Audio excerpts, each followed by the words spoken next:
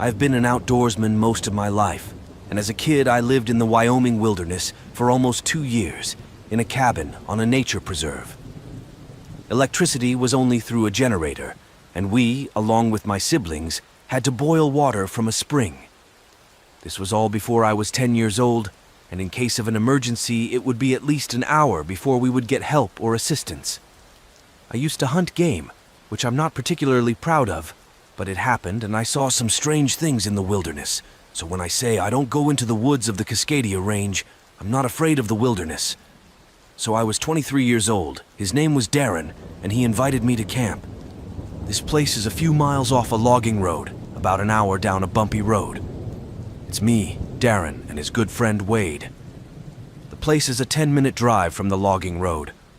When I got there, I was beyond excited. The small lake was beautiful, untouched by people for years.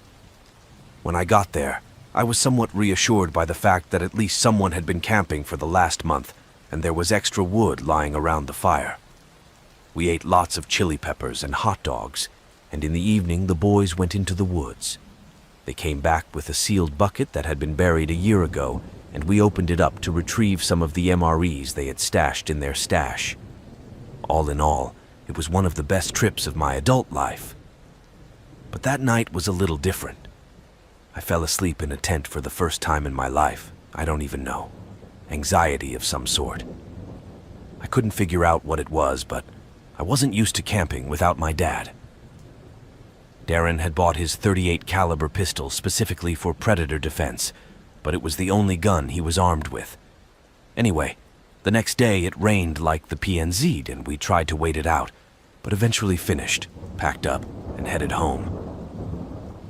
Darren and I wanted to go camping again next year, so I decided to give it another try.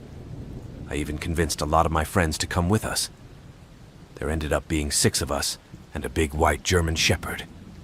Myself, Darren, Wade, James, Charles, and Rita, James's friend, and the dog Moogie. Knowing I wouldn't be comfortable last time, I brought my 12 gauge with me this time. James wanted to practice target shooting, which was not allowed at the official range, with full canisters, gallon jugs, etc. To make our weekend more comfortable, this time we brought an ATV. On the first day, as we were packing up, we heard music playing on the wood floor near the tree line at the south end of the lake. It was visible from the road, unlike last year. Deciding we were only Americans, James and I set out to investigate the source of the noise pollution. We have to respect the coolness of a police officer when 2 large armed men emerge from the bushes, me with a 12 gauge, James with a .308. We introduced ourselves and mentioned the others, but didn't say where we were staying, just nearby. And that's where it got weird. Probably cops minding their own business, but this guy wanted to know where we were. He then named his favorite places nearby and wanted to try 2 other places within a few miles of the tree line. At this point, it kind of indicated that we were the only place where we wouldn't have any problems. Finally, Darren showed up and told us that he had talked to the landowner a few years ago, and they had no objection to our presence. The policeman got angry, but we lied and said we would check out the place he told us. Neither of us trusted the guy when we left, so we eventually decided not to. It's like, I don't know, a horror movie. All this shadowy copy tells us to go to a place where we're going to get kidnapped by his friends on top of a mountain. We leave very early, but we pack up, make a fire, and get into a small 4-person boat. This was the highlight of the day. Charles used a small axe to cut down all the dry wood between the axe and the fire stove, but it was amazing endurance and strength. It was a good night, but as darkness fell, I felt even more uneasy. We thought it was Moogie, but at this moment he was near the fire, raised his head and looked in the direction of the fall. We thought he must have been swimming because he was so drunk, so we went down with flashlights to pull him out of the water to shore. Then we heard peanuts. Charles, Wade, and Darren passed out in the middle of the night. Rita, along with Maggie, had been making noise in the fireplace, and James and I had been out all night getting wood to start the fire. It was a familiar tune from around these parts, but something was off. I have a certain gift for imitating bird sounds, so I noticed right away that the end of the frame had somehow ended. Almost always when the last trail sound is heard, the nest seems to unfold. James, who wasn't as overtly enthusiastic as I was, said, "That sounds like someone I know." We listen in just a few more times. Then I try to make noise for an hour. Silence. After a few minutes, when the noise makes you think it makes sense, it starts again. But not for an hour. About half a second after the first one, a second one goes off. The new owl looks like a real rich guy, like a fresh start. And after the first shot of the real one, the fake shot went silent. James joked again and said, "Did that owl tell the other owl to shut up?" I decided to scream, "You better listen to your wife." After my yell, we both hear a loud rumble, almost similar to the sound of wood made by Charles. At this point, Moogie goes completely crazy, barking and screaming. At that point, he was still having glandular issues, so he had that nasty thing removed as well. He was threatened, and luckily Rita couldn't get away from him. If he really wanted to move, he wouldn't have been able to, but right now I'm too scared. I hunted cougars and bears again in my life, and never in all my hunting had I been as confused as I was this time. I was paralyzed for a full minute. I yelled across the lake that whoever it was had better go because we had plenty of guns. And again there was silence. Thankfully, for the rest of the night. I woke up right after Darren woke up, so I skipped breakfast and my morning swim in the lake. Other than that, I got up and I wanted to go to the bathroom so badly.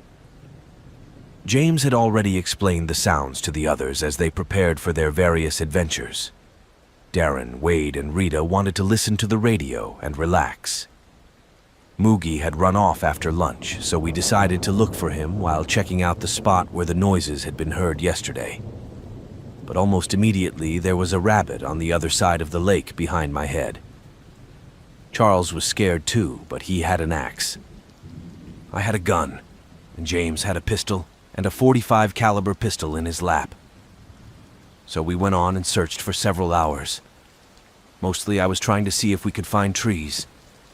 Then we came to the east shore of the lake and positioned ourselves on the west side.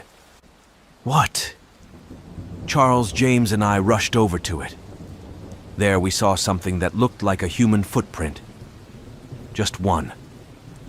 But it was a very clear trail in the dirt. There was even a small well left. Honestly, my first thought was Bigfoot, so I took off my boots and compared sizes. I'm a very large guy with very large feet, so it's not surprising that when I put it next to my footprint, my muddy feet appear smaller than this footprint. But the weird thing is that it was for another print that was supposed to be a pinky. I don't know, maybe like another toe. We also found some trees, but none of them looked fresh, so we decided to go around the North Lake and come back to the others, making a full circle. Woogie was fine, and when the smell of food was in the air, he turned back. Honestly, we all had a great day. They drank, ate, and laughed because they were paranoid. We heard some shots very close that day, and warned the shooters that there were people and animals nearby. The gunmen among us did go out to meet people, and all of us except Darren and Wade joined the old man and his wife in shooting at anything. Part of me thought there was something hidden here that wouldn't get in our way. But I was very wrong. So, a little bit about Charles. Ever since he was a kid, Charles has had a wonderful dream. It's funny most of the time, but sometimes a little scary. Also, he would often fall asleep and talk to you while you were still asleep. But anyway, we all went to bed, and I was one of the first ones in because I slept for about 4 hours and was pretty drunk by then. "Hey, who's that? Captain, stay in your tent." Charles, who at this time was asleep by the fire, not in his tent, or should I say screaming. I jumped up, grabbed my gun, and turned on my flashlight. "What happened?" I screamed. Adrenaline filled my entire being. I could feel my heart pounding in my ears. "Get closer to the fire. Kay, use your words." She continues to scream, eventually waking James and Rita, who are in the tent closest to Charles. "What?" yells James.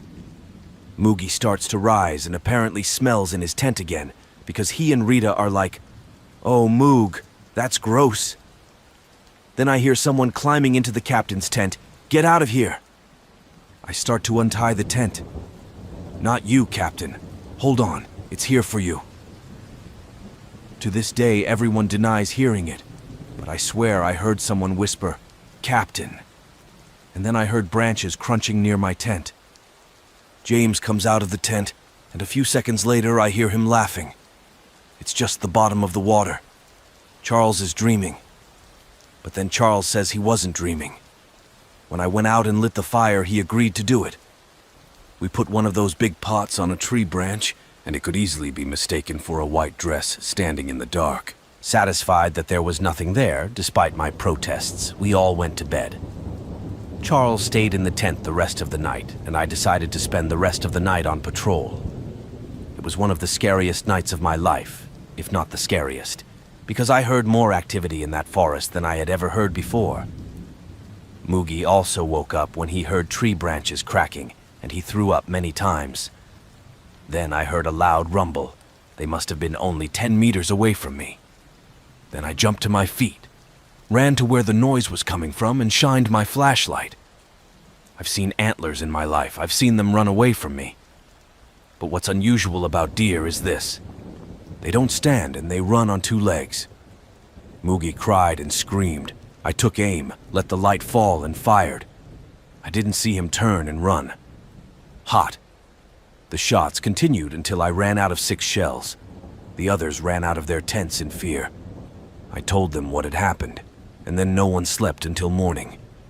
Fortunately, nothing else happened that night, and I think Moogie refused to leave the tent, giving the others a chance to take me seriously. After all, he was a sweet and brave dog, and if other dogs bullied him in the park, he knew how to attack them. But tonight was different.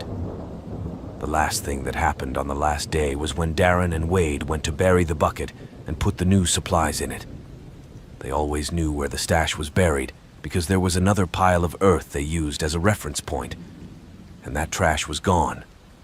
It was there when I finished the job 2 days ago, but it's gone now. It hasn't been rooted, dragged, or even disturbed. It's like it never happened. We honestly thought about it until we found the bucket hole we'd made earlier, still dug and covered by a small poncho. It didn't make sense to us.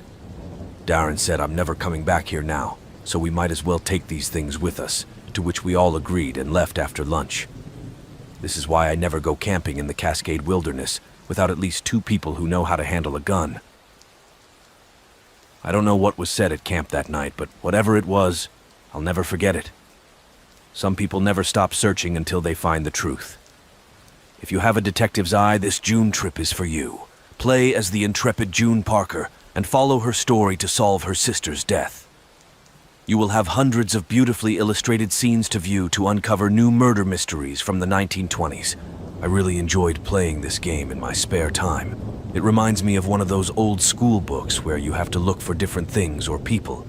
But the best part about this game is that you are investigating a murder mystery, so you have to find clues that will help you solve the crime. I also like some of the unique features, such as being able to build your own island estate with extensive gardens and beautiful buildings. But I especially like the storytelling contest, where you can even win some prizes. I know some of your listeners are talented writers, so you might want to check that out. Overall, it's a really fun game that helps me get back to work on my phone when I have a spare minute or 2. I just recently started playing it, so I'm currently going through Chapter 3 and continuing to kill Claire and Harry Van Buren. It can be downloaded for free. It's a great way to relax if you, like me, like puzzles. So, get your first clue by downloading June Travel today. The game is available on Android and iOS mobile devices and on PC via Facebook Games. It was 10 years ago, but I still remember it well. I was 18 years old and living with my parents and brothers in a small town near the Rocky Mountains in Canada. It was summer, probably 11:30 p.m. The night was clear, visibility was good. We no longer live in that town, but we're now close to it. My friend, who was 17 at the time, also lived with us. He was with me and saw what I saw. So at that time, me and my family were part of what we now call a cult. It's relevant to this story, because that's why we were late and my parents' door was locked. At this point, my friend and I were told to live with the cult leaders. There's no point in this story to explain why, but the cult leader's house was in a back alley a few houses down from his parents' house. We didn't want to live with them, so we spent as much time as possible at our parents' house, and in the evening we went to the cult leader's house. Like I said, it was around 11. It's 30 p.m., summer, clear night, and we walk through the back door of my parents' house to the cult leader's house. Mom closes the door behind us, turns off the lights, and I guess goes to bed. My friend and I walk out into the backyard and find ourselves in an alley. Our yard has no fence and goes straight out into the alley. But we turn left because the cult leader's house is a few houses across the alley, with slow climbs and turns. Hopefully this makes sense visually. Behind us, the alley leads straight ahead to 5 or more houses, and as we entered the alley, we could hear the trash cans of several houses behind us. I can imagine someone banging on it and trying to keep it from falling over, but it still bangs. Since we live near the mountains, we're used to the city being full of wildlife, bears, deer, and sometimes even swamps. So my first instinct is to scare a bear away when it walks into someone's yard. I immediately panic and wonder if I should go back into the yard and knock on my parents' locked back door or quickly run for the cold house. I make these calculations in a split second because everything happens so fast. My friend repeats my name over and over and starts holding my hand. While I'm trying to figure out what to do, he's looking at the trash cans. Suddenly he yells and I look over my shoulder. Before I can think or realize anything, I see him. It was huge, the flight. It flew over our heads, about 4 feet above us, and kept climbing about 15 feet. There was no time to think anymore. At this point, we both just screamed loudly. But here's the best part. It flew right up to the cult leader's house. He landed between the cult leader's house and the neighboring house and disappeared. When he came down, the streetlights across the alleyway illuminated him well, so we could get a good look at him. I can't imagine what it was like or why to this day it wasn't routine at all. Its wingspan was about 8-9 feet, maybe more. It was coal black, the darkest I've ever seen. I have never seen anything like it in color before or since. It had no distinguishing features, no feathers, no head, no eyes, no beak, no legs, nothing. The best way I can describe it is to imagine something like a huge bat with no tail and lots of big, long wings. A friend of mine described it this way. Imagine the shadow of a large flying creature, but a much more massive and darker shadow. It wasn't obvious. If you touched it, you would certainly feel it, or at least it would seem that way to you. It made no noise other than the trash cans, so it was definitely a physical being, so beautiful you could tell it flew so smoothly. The method of weaving between the houses was very simple, and the size was impressive. All in all, we were completely shocked, awed, and very, very scared. We stood there for a while and watched to see if he would come back, but he never did. Finally, we got ready and decided to go to the temple, although the door wasn't locked, so the creature went in there. And when we got inside, we went straight to one of the leaders. It was a woman. There were 2 of them, a man and a woman, and they told him everything they could, in utter terror and confusion. And when we had finished, he stopped, looked at us with a strange expression on his face, and said simply, and I remember it verbatim, "Where there is great light, there is great darkness." Then he walked away. My friend and I stood at the door for hours, wondering if we would ever see him again, but we never did, and we never saw him again.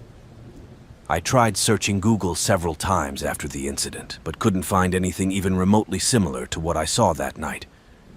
I'm sure you all have seen this question before. Or does anyone have any ideas? If so, I'd love to hear your opinions. Thank you so much for listening to me. This happened to me when I was a teenager. I was 16 at the time, maybe 12 years ago. One night, my sister and I invited 2 friends over for a sleepover. It was in the middle of nowhere, and we lived in a small town, actually in a rural area. It was surrounded by swamps and lots of farmland. My sister and one of my friends went to bed very early, and my other friend and I stayed up and talked for a while. The mattress was on the floor next to the 3 large windows in my sister's second-floor bedroom. These windows faced the street below, and across the street to our left was an elementary school. The parking lot of this school was in the center of our view, and next to it, to our right, was a farmer's field. So we talked until 2:33 at night. The windows were open because there was a wonderful warm breeze blowing, and suddenly my friend stopped talking and said, "Oh, who is that?" I follow his gaze and see that he is looking at a farmer's field. 2 figures are coming out of the field in the dark. They haven't noticed the streetlights yet, so I can't tell their identities, but I think it's one of the neighborhood kids. My friend and I continue to watch in silence as the 2 men approach the streetlight and begin to approach the house. I think it was someone I knew because there were several teenagers there who were often late. The men would come to the house and sometimes talk to me and my sister through the window. As they came closer and closer, we began to see their appearance, and I was completely stunned by the sight of them. The 2 men were no taller than 5 feet tall. They were identical in every facial feature we could discern, and I was completely identical. Both were Caucasian, light-skinned, both were completely bald, and both wore the same long brown dress. I would describe them as follows. They looked like monks, probably wearing monks' robes. Honestly, they looked like little people. Even though they clearly didn't look like anyone I know, as they approached the house, I start yelling loudly to them, "Hey, hey!" and then start shouting out the names of different people in town. No, I guess I was a little incredulous and thought it was a joke or something. At this point, my friend goes silent. These creatures pull up in front of my parents' car, which is parked on the street so we can see them very clearly, and then immediately turn around and head into the field. They never returned my calls or even looked at me.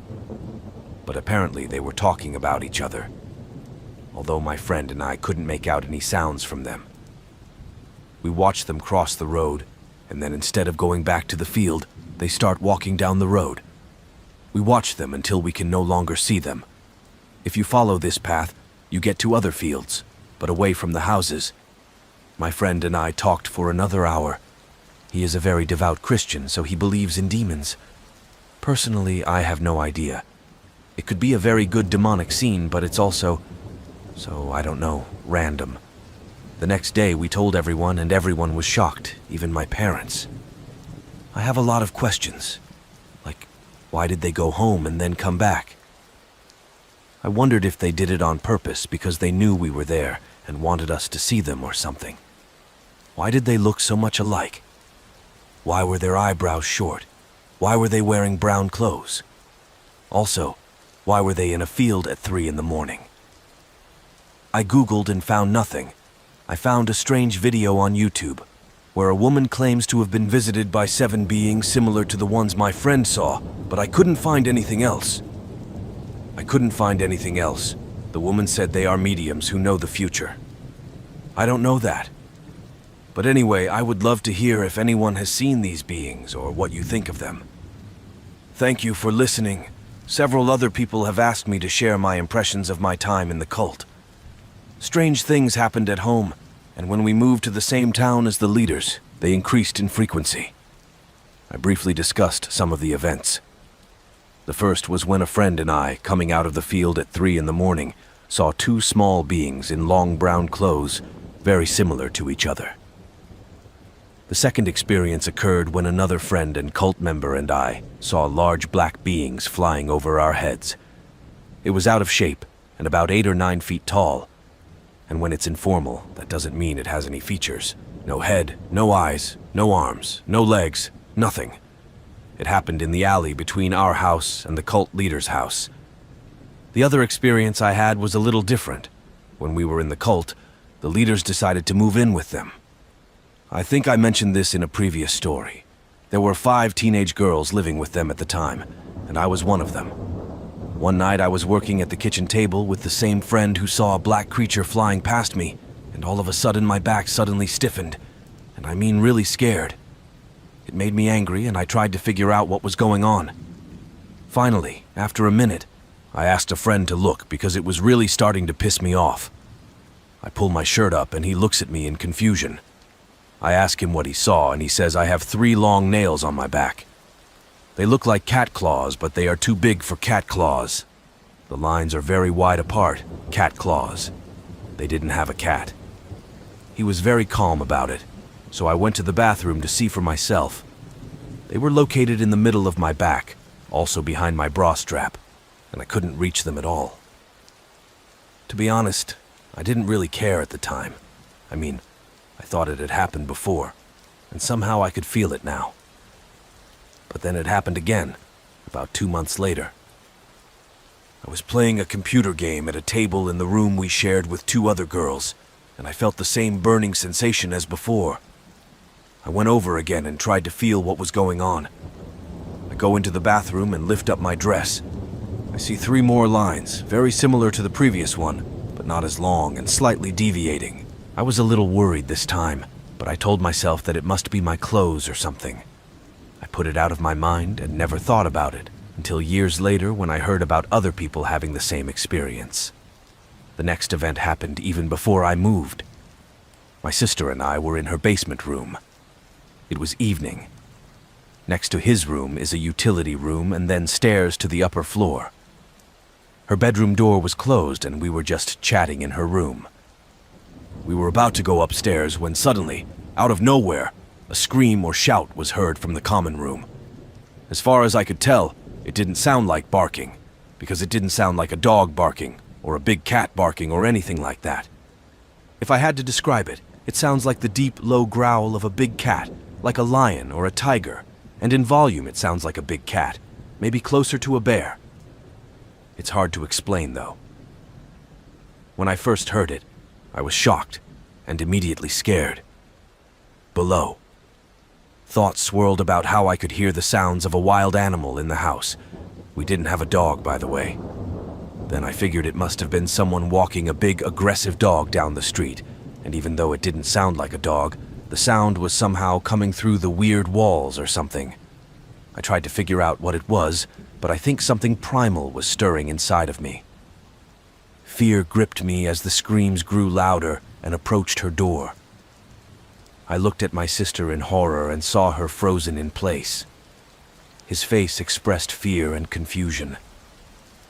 I remember that time I was running away from his bedroom window. My sister told me to stop and shut up, but I couldn't. The force was getting stronger and seemed to be at the door. I couldn't do anything either, so I started screaming and calling my mom, calling her over and over. When I did, the crying stopped. I scream for about a minute, then we stop and listen. There is no more screaming and everything is quiet. My heart is racing and I have to tell my sister that I need to stop. He tries to stop me, but I open the door anyway. I quickly look around, but we can't see anything, so I run upstairs and my sister follows me. We run to my mom and tell her. Another incident happened when I was in my sister's room. That night, I decided to spend the night in his room. We were still getting ready for bed and talking, and almost as soon as the conversation was over, when the room was completely silent, a voice was heard from behind the bed that broke the silence. It was a loud whisper, and it said my name clear as day. My name is no different. I couldn't tell if it was a male or female voice, but it was just a very loud whisper. I immediately grabbed my sister and called her name. I was very scared. She immediately reacted and said I heard it too. That scared the hell out of me. I clung to him, trying to understand what I heard and the possible reason, but he told us to ignore it. I couldn't get up though, so I got up to get a glass of water and calm down. That night I slept on the couch and was absolutely terrified. Anyway, I'll have to tell more stories again because this is getting a little long, but yeah, here are some of my experiences in this cult. I don't know how to explain most of them, but these are things that stay with you. About 10 years ago, when I was a teenager and still living with my parents, a very strange and scary thing happened. All sorts of strange things happened in this particular house. Too many to describe right now, but this incident was really disturbing. It was late at night, or maybe even early in the evening. It was very dark outside. The whole house was asleep. I have 4 brothers. My brother's room was across the hall from our parents' room, and my sisters and I slept in the basement. My parents were suddenly awakened by the sound of my brother, who was 5 years old at the time. He was yelling at my father in a loud and frightened voice. My father jumped out of bed and rushed to my brother's room. It took him about 3 seconds to reach my brother's room. When he opened the door, the screaming suddenly stopped. He saw that my siblings were also sound asleep.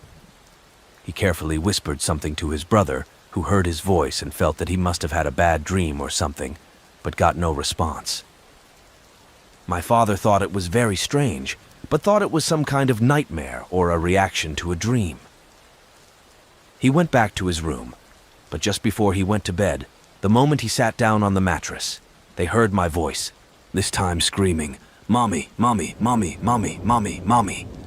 They are just as scared as my brother, and I need help, and that's my voice, just like my brother's voice. But this time the sound came from the open bedroom window, where the yard and the alley. My mom and dad looked at each other in confusion. This time my mom jumped out of bed and decided to check on me in the basement, even though she heard the noise outside. He collapsed, and I memorized the moment. He woke me up in the living room and asked if I would call him. I was tired and fell asleep thinking he was acting weird, and of course I said no and went to bed. As he climbs the stairs, he hears my voice again, the same voice of fear calling him, but this time in front of the house. He stood at the big window in the living room and looked outside, but there was no one there, not even cars passing by. Everything was ready, and the screaming suddenly stopped. At that moment, he realized that something was wrong. He went back to bed, talked to his father for a while, prayed, and then fell asleep. They didn't hear another sound that night, but the next day he told us what had happened and we were horrified. He said it was unusual, the similarity of my voice to my brother's. I even imagined what it would sound like, and my mom agreed. It was exactly the same tone, voice, everything. So, I'm wondering if you have any theories as to why this is happening. Why do these similar creatures show interest in humans? My gut tells me it's just to tease and scare us, but I wonder what other people think. About 11 years ago, I was working as a communications engineer. On a typical day, I would go to several houses to install or repair phone lines. It was as good as the other day. But then I got my next job and posted 20 lines. This was unusual for my position, as such tasks were usually delegated to other teams. But there was no problem. I thought it would be good to stay somewhere longer than an hour or two. I think it's better to be here, there, and everywhere. I called the call center and was told that the caretaker or building manager would know and explain what would be required of me when I arrived.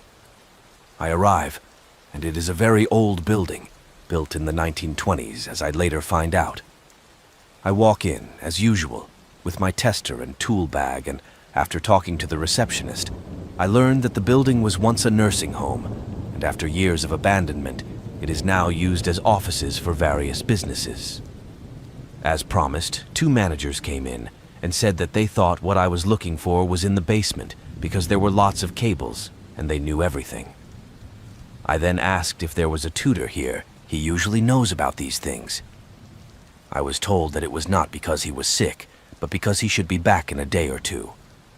I follow the man and woman to a locked door. They open it, tell me the code, and on the other side of the door are stairs leading to the basement.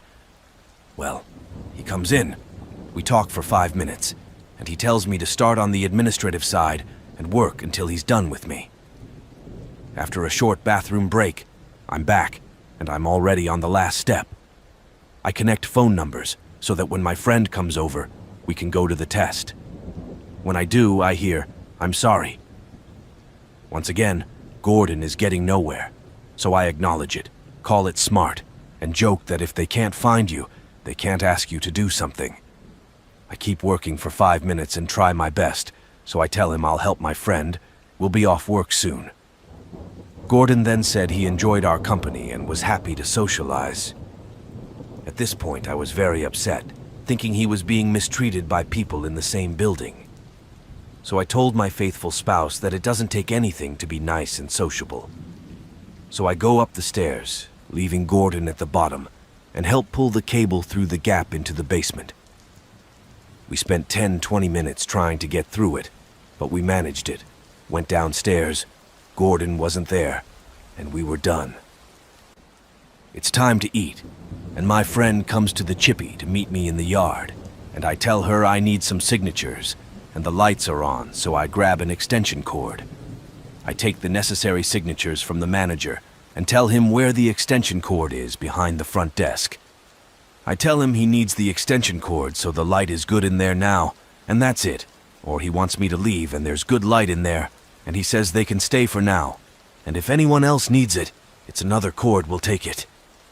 I go down there. I go downstairs and start turning off the light. Then Gordon shows up again and says he doesn't know the light is mine because he doesn't touch it. I immediately thought, oh, that's why they were there this morning. But then I realized the door was locked. I asked him if he came in yesterday, and he said, yes, of course I'm here. I need it here.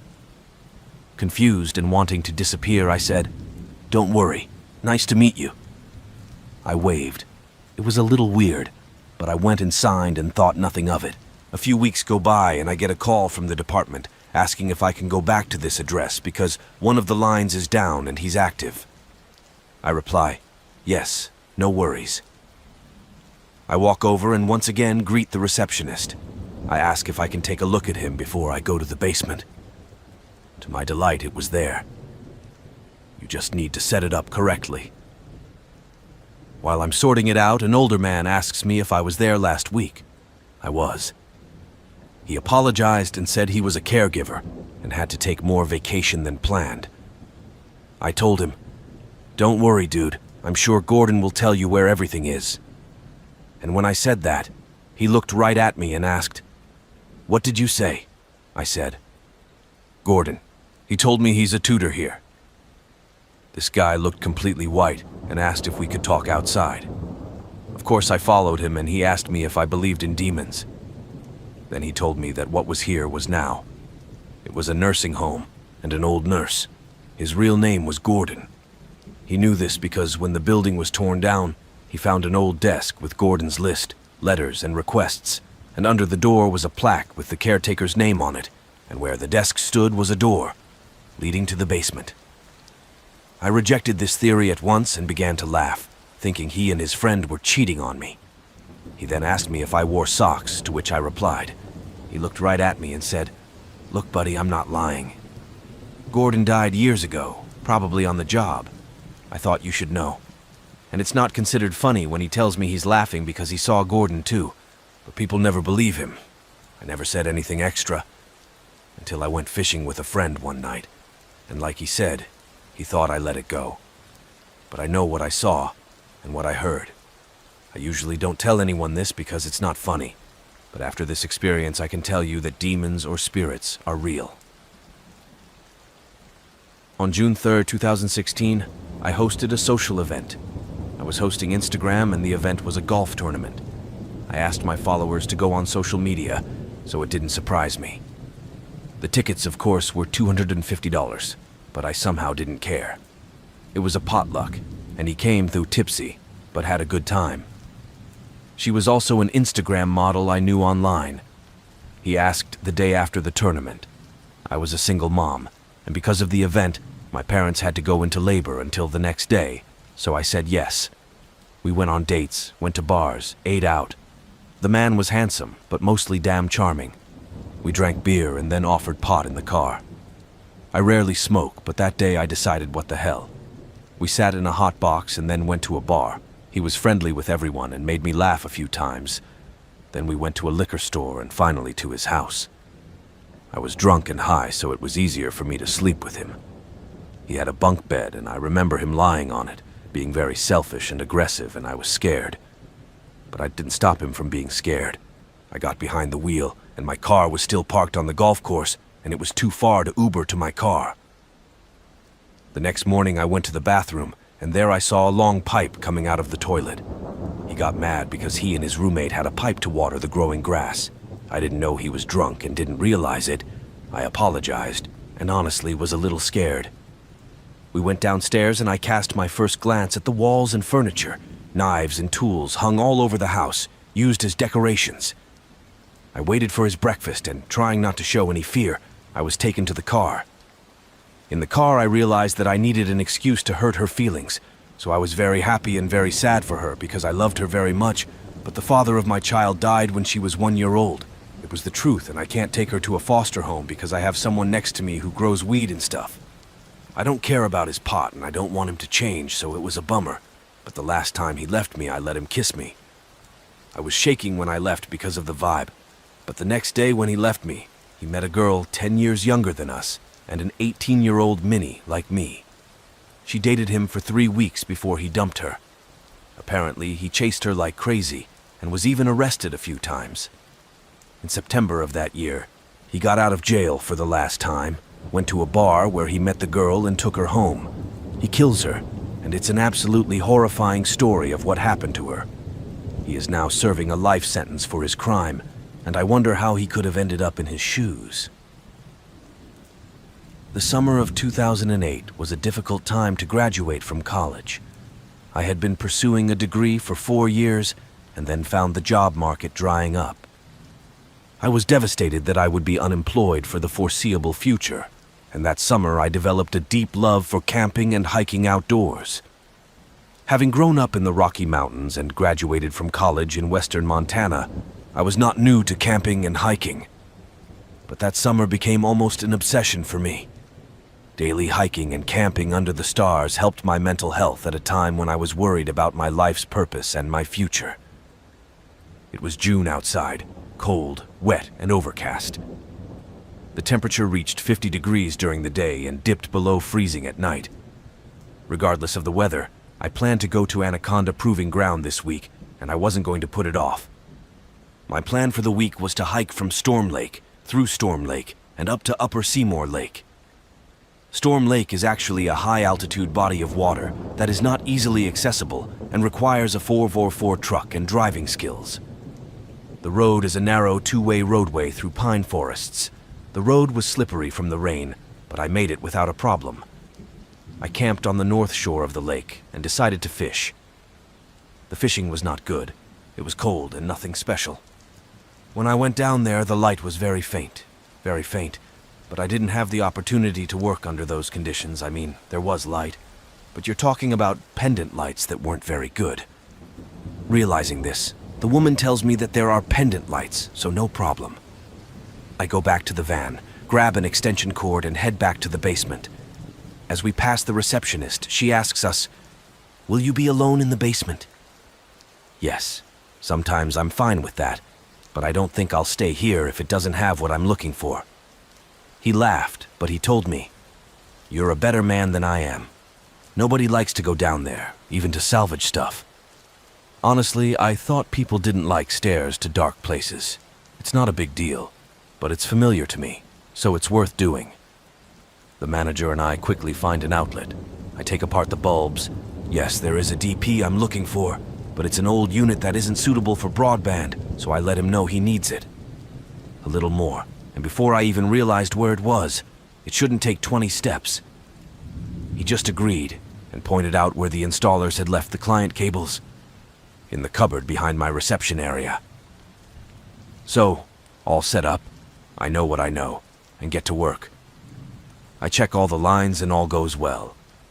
I'm more than halfway through all the closets and some are shy, but I know the area, and I know I can get through them because there are two 200-pair cables. By this time it's about 4 o'clock and I don't have the necessary devices in the van, so I label the cables and turn off all the lights before closing the door on the way out. I sign, tell the girl behind the counter I'll see you tomorrow, and leave.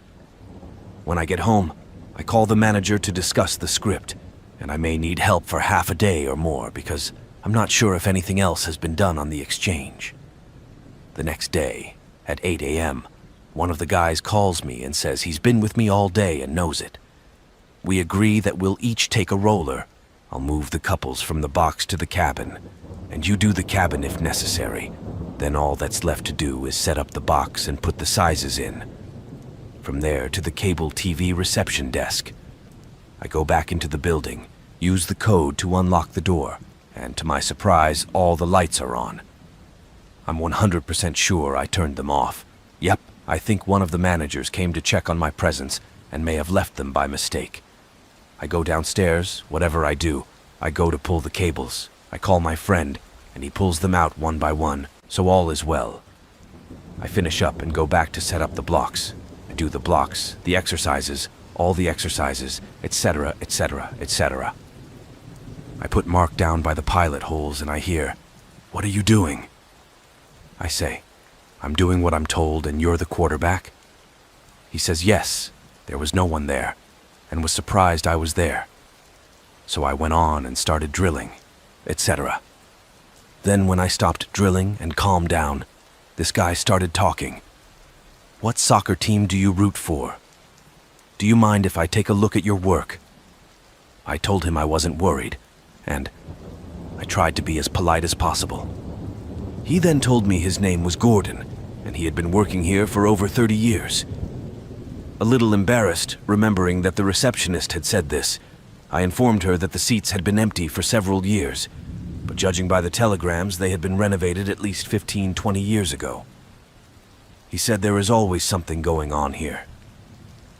About an hour later, while I was working, I heard a greeting at the top of the stairs, waiting for Gordon's reply, but didn't get one. Then it came again and I turned around, but Gordon wasn't there. I think I've been wandering around for about 10 minutes and he's still gone. I pick up the phone and one of the managers asks if I'm expecting someone, another engineer, to which I apologize and explain that the phone signal isn't very good there, so he couldn't reach me. But the best part about the bad fishing was that my thoughts were free to wander while sitting on the shore. It rained the whole time, and there was natural white noise, and it was great. As time passed, my reverie was interrupted, and the sounds of the rain were drowned out when a faint sound came from the canyon. The hum didn't sound like the operation of a distant diesel engine, but there were no roads other than the one I was standing on in the tent. No equipment or vehicles are allowed in this canyon. It might be an airplane, judging from the rain clouds. But the voice didn't come any closer, it was still above me. It came from across the lake and out of the canyon. But the sound was kind of still. It always seemed to me. It certainly wasn't an airplane or a truck or a bulldozer. And while none of it was horrible, my hair stood on end as I sat and listened. After 20 minutes, the screaming subsided, and I heard the sound of raindrops again. Soon I caught a decent trout, cleaned it, and headed back to camp to get ready for dinner. The fish was perfectly cooked, but frankly, I hate trout, so it was certainly edible, but completely boring to me. They tasted like dirt. I think I ate as many as I could, and threw the rest in the lake. Set on fire for the night, I went back to enjoy my evening whiskey. Night came quickly. The mountain range shut out the early sun, and rain clouds blocked out the starlight. The night was dark, very dark. The sound of the warm fire and the rain falling from my tent was very soothing and lulled me to sleep. I remembered that I needed to make a fire before I went to bed, so I walked over to the gathered pile of firewood and grabbed his hand. But as I stepped away from the fire for a moment, I caught a familiar rumble growing behind me. It grew stronger than before, closer. I thought to myself, perhaps I've had too much whiskey and I'm tired. That sound had ruined my whole ride and my mood. Frustrated, I shouted into the darkness, "Hey, stop!" Like a key, the yelling stopped. So did the rain. I'll admit, at that moment my heart raced. I realized that this was more than just a coincidence. There was some mind, something intelligent, watching me and reacting to my screams, and I didn't get the most positive vibe from it. I threw all the spikes into the fire and went back to my tent. I tensed up more than ever and sat listening to the flickering of the fire, my rapid breathing, and moreover, the silence of the darkness. Before, I had felt alone but safe. Now I felt alone and vulnerable. I felt like there were millions of eyes looking at me in the darkness where the light of the fire had gone out. My paranoia began to subside when suddenly it started to rain. It wasn't rain, it was torrential downpour. I was glad I had time to build a fire, or it would have gone out. Unfortunately, my tent was destroyed by the force of the storm. I considered getting in the truck, but realized I would never hit a bone. Risking injury or death due to moisture is a whiskey-only logic, right? I could feel the rainwater collecting and moving under the awning. The storm had not abated. Even more interesting was the urge to get in the van. I could pick up my stuff tomorrow afternoon and spend a few nights in town, but I'm a little overwhelmed. I thought driving on this slippery and muddy two-way road was a death sentence, but I still needed a place away from the tent. So grabbing what I could, I opened the roof panels and ran to the truck. By the time I got in the driver's seat and locked the doors, I was soaking wet. I turned the fire on full blast and hoped it would dry me out. It was going to be an unbearable night, so I leaned back in my chair and tried to calm my mind with deep breaths. The rain didn't stop. I was warm from the heater, and fortunately I was in a good whiskey field. Despite the rain, the campfire was still roaring and lighting the camp well. I remember the clock in the truck showing 1:06, and then I closed my eyes. It only lasted a moment, but when I opened my eyes, the rain had suddenly stopped. In fact, everything was hazy and quiet. Only embers remained of the once blazing fire. The strangest thing was that darkness reigned in the east in the morning. I immediately looked at the clock on the truck. It showed 5:45 a.m. It was morning. This couldn't be happening. Almost 5 hours had flown by in the blink of an eye. I must have passed. My head suddenly started to hurt. Honestly, I don't think I drank that much to have such a hangover. I turned off the car and got out to check out the night's wreckage. My roof was completely blown off. The roof pillars were broken. Everything was wet. And after putting out the fire, I loaded all my stuff into the van and threw it on the bed. There would be no passenger transportation today, of course. But when we packed up camp, it was about 6. It's 30 in the morning, and as I climb into the cab of the truck, I hear the rumble through the fog again.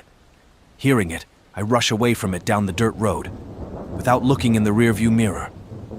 I had never been to Storm Lake, and frankly, I would never go back.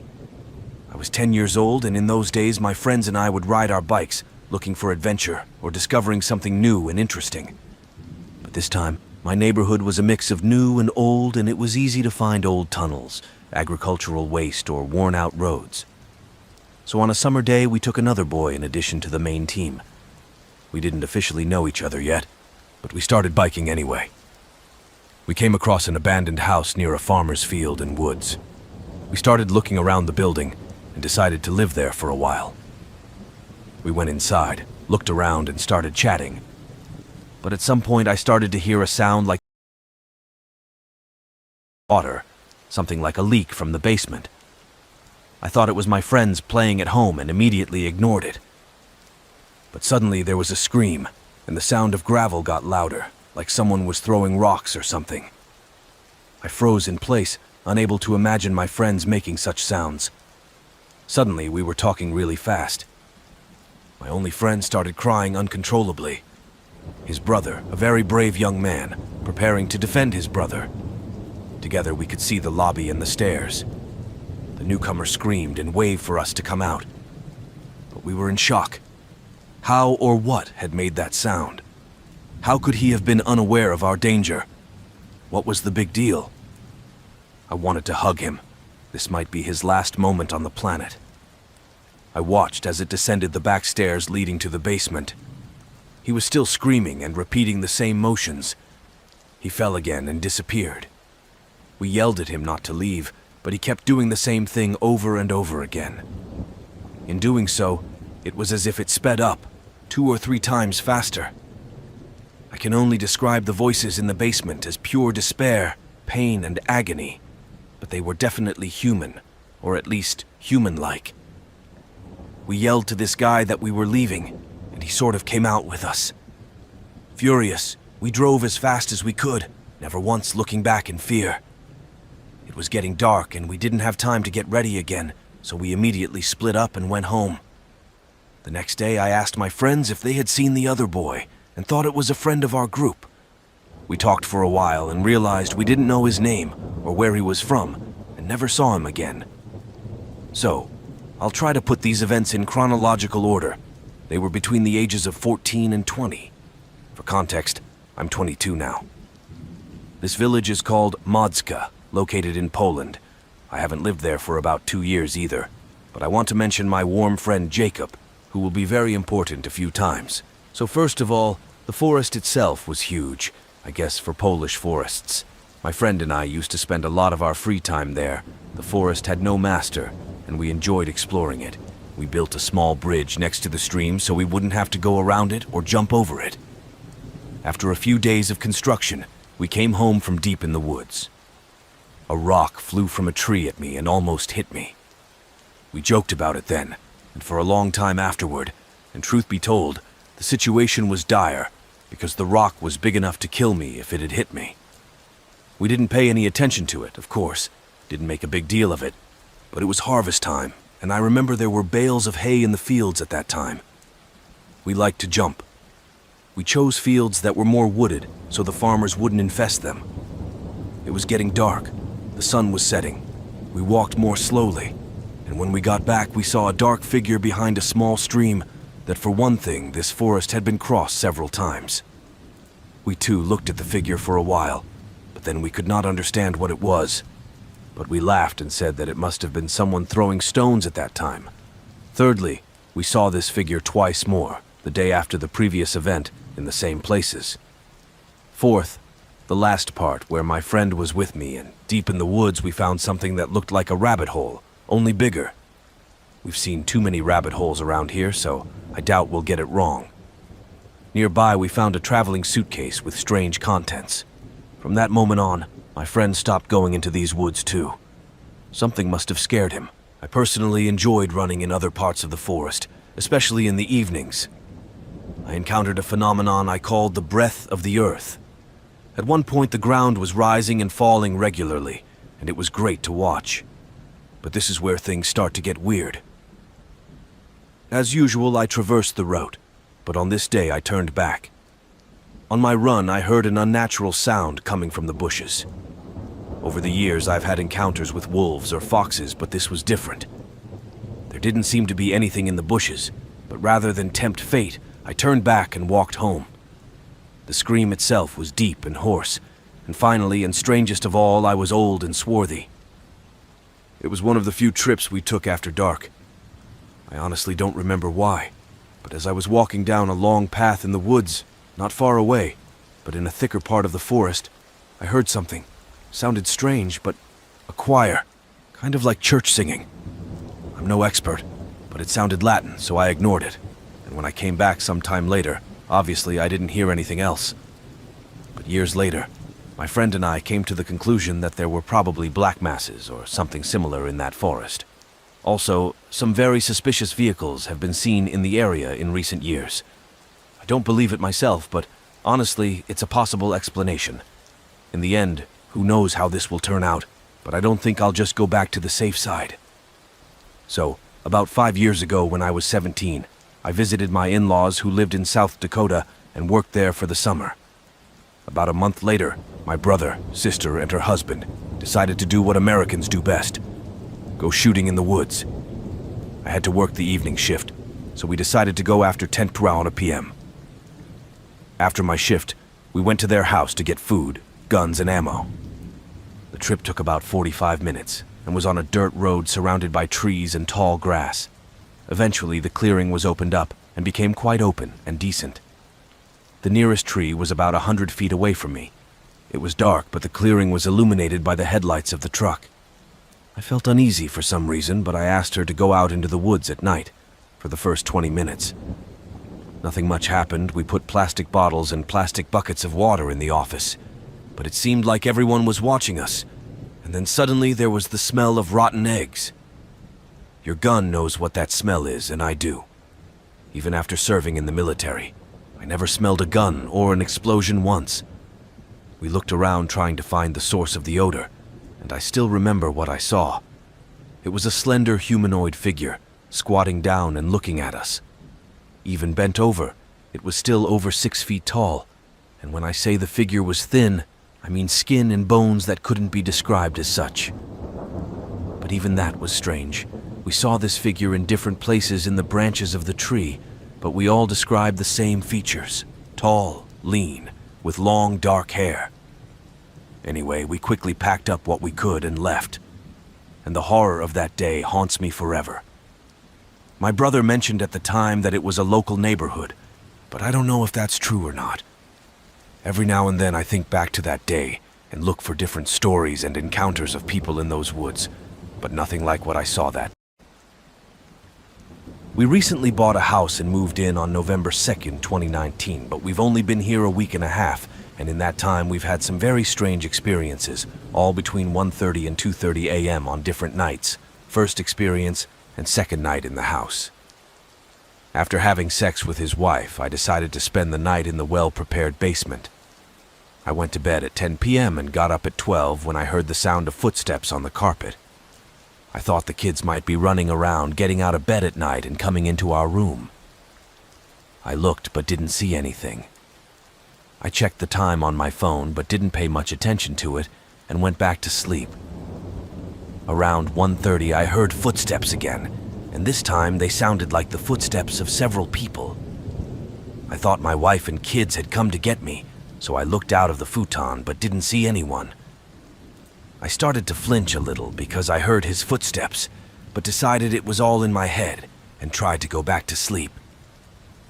After lying there for a minute, I felt someone's arm supporting me. I stayed laying like that because there was no one else around. I threw off my blanket, ran upstairs, and climbed into bed with my wife. At that point, I was sure I was in a deep sleep or something. The second incident happened about 3 days after that night. The house had a built-in fire alarm system, so when one alarm goes off, all the alarms go off. It was about 2 o'clock in the morning. We were all asleep upstairs, when all of a sudden the fire alarm went off. My wife and I got up to check it, and 20 seconds later the alarm went off. We attributed it to our automated testing system, because what else could it be? We went back to bed, but both of us were slightly agitated and on high alert. The third incident happened about a week after 2 weeks. It was yesterday, and it gave me an excuse to write this post. So I was sleeping in my baby's bed to help him fall asleep. My wife was sleeping with our 6-year-old in our room, and around 1:30 my son woke up and went to my wife. I watched her leave and continued to sleep. At about 1:40 a.m., my wife runs into the room where I was sleeping and turns on all the lights in the hallway, yelling that someone was coming. She said she and her son heard a deep male voice on the front steps of the house. I was very calm and decided it was a home invasion. I turn on all the lights from the top of the stairs. I yell, calling the police. No movement is heard, so I work up the courage to go downstairs to investigate. Heart pounding, I grab a kitchen knife and start exploring the house. Long story short, I can't find anything. The doors are locked. The windows are locked. The garage is locked. I go back upstairs and fall asleep after about an hour, when the adrenaline has weathered off and my poor wife can't sleep all night. So what do you guys think is going on? The house isn't old. It was built in 2002. The family we bought it from built the house themselves, and we're the only ones in it. No one has died here, and I don't really believe in ghosts, and this house doesn't seem like a candidate for this kind of activity. Is this all a coincidence? Do you have boyfriends? I can't find a reasonable explanation for what happened that night. It was a strange and truly terrifying experience. It all happened a few months ago. A friend of mine had heard that the northern lights might be seen in our area and asked if I wanted to drive out of town to see if we could see them. We set off after dark and drove around the neighborhood for a few hours, looking for a suitable spot. But after a while, we started to lose sight of the lights. My friend realized that we were near her hometown and was eager to visit the local cemetery to find the graves of her distant relatives. Recently researching his genealogy and all that. The night was clear and warm, and we were both a little disappointed that we hadn't seen the lights yet. We both wanted to flesh out the trip, so we agreed to run through the cemetery. We found the graves, took some pictures, and wandered around a bit. My friend led us using the flashlight on his phone, lighting the way and making sure we didn't accidentally step on the graves. Since we had arrived, I had been feeling uneasy, which surprised me. As an archaeologist, I've done a few projects involving cemeteries, and they don't usually excite me. In fact, Cemeteries seem quiet and peaceful to me. But in this cemetery, I felt very strange and often turned around because I felt like someone was standing behind me. However, I wrote it off to general anxiety and tried not to think about it. One of the many problems with anxiety disorders is that it's hard to tell when you're nervous. Even looking back, I don't know if my anxiety was in my head or something that happened in the past. But after wandering around town for a bit, we realized that it was almost 1 a.m. and it was time for us to go home. We headed towards the car. The car was in sight, and my friend was a few miles ahead when it happened. Suddenly, I felt nervous again and thought I heard someone running behind me.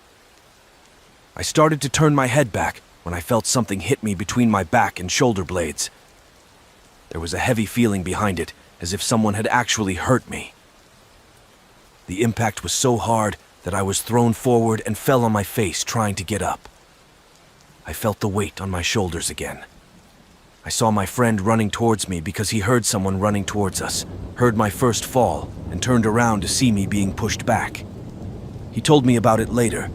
He noticed my hat flattened in the back and changed, as if someone was pushing on my shoulders. He grabbed my hands and pulled me away as the weight disappeared, and we both got into the car, jumped inside, and instinctively locked all the doors. He didn't waste any time either, started the engine and quickly pulled out of the driveway. Then we drove away from him. For several minutes we walked without saying a word. I think we were both surprised, and more importantly, confused. Finally, he looked up at me. What happened? I didn't know how to answer. I told him someone threw me to the ground, he said. I know, but what? There was nothing there. We tried to come up with some rational explanation, but none of them made sense. Had someone attacked me and then thrown me to the ground? Absolutely. We'd be sure to see them. Had I been tricked? No.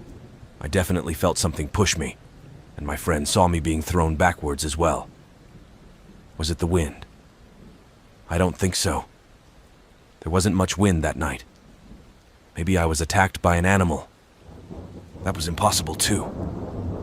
After all, no one could be big enough, strong enough, and stealthy enough to take down a full-sized man. Moreover, I could fully see my friend illuminated by the flashlight during the second fall, and his weight rested on my shoulders even as he reached me. He should have been able to see what triggered me, but there was nothing. In the end, we couldn't explain it, but whatever it was that made me fall twice, we didn't see it. As the adrenaline dried up, I noticed something else. My back was really hurting. Between my shoulder blades, where I felt the impact, I felt a sort of teasing or shaking pain. My back felt like it was being rubbed with rags. I told my friend about it, and she advised me to take care of my back. He turned on the hood, lowered my head to look, and I heard him say, "What's next?"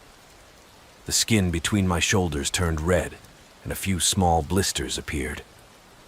Later they swelled and popped, and I felt like I had a sunburn or chemical burn. There was no scratch or cut. It was a relatively thin mark, but it was still obvious. And we certainly can't figure out how I got burned. I hadn't touched anything. I hadn't touched my back. I'd been wearing a hat all night, and there were no rips or marks on the fabric. God, that hurt. It stank for days, and it was very uncomfortable. I couldn't even sleep that night. My back hurt, and every time I started to walk, I suddenly felt someone standing on my shoulder, and I started to wake up. I couldn't understand what was going on in the cemetery, but it really shook me up. I don't know if I believe in demons or devils, but I know that something very strange and horrible happened that night, and it bothered me that I couldn't explain it, that I couldn't explain every strange detail. It's been really hard to deal with. I have PTSD from a previous assault, and there is something very disturbing about not being able to do anything to protect myself in this situation. And without a clear explanation, there's no way I can prevent something like this from happening again.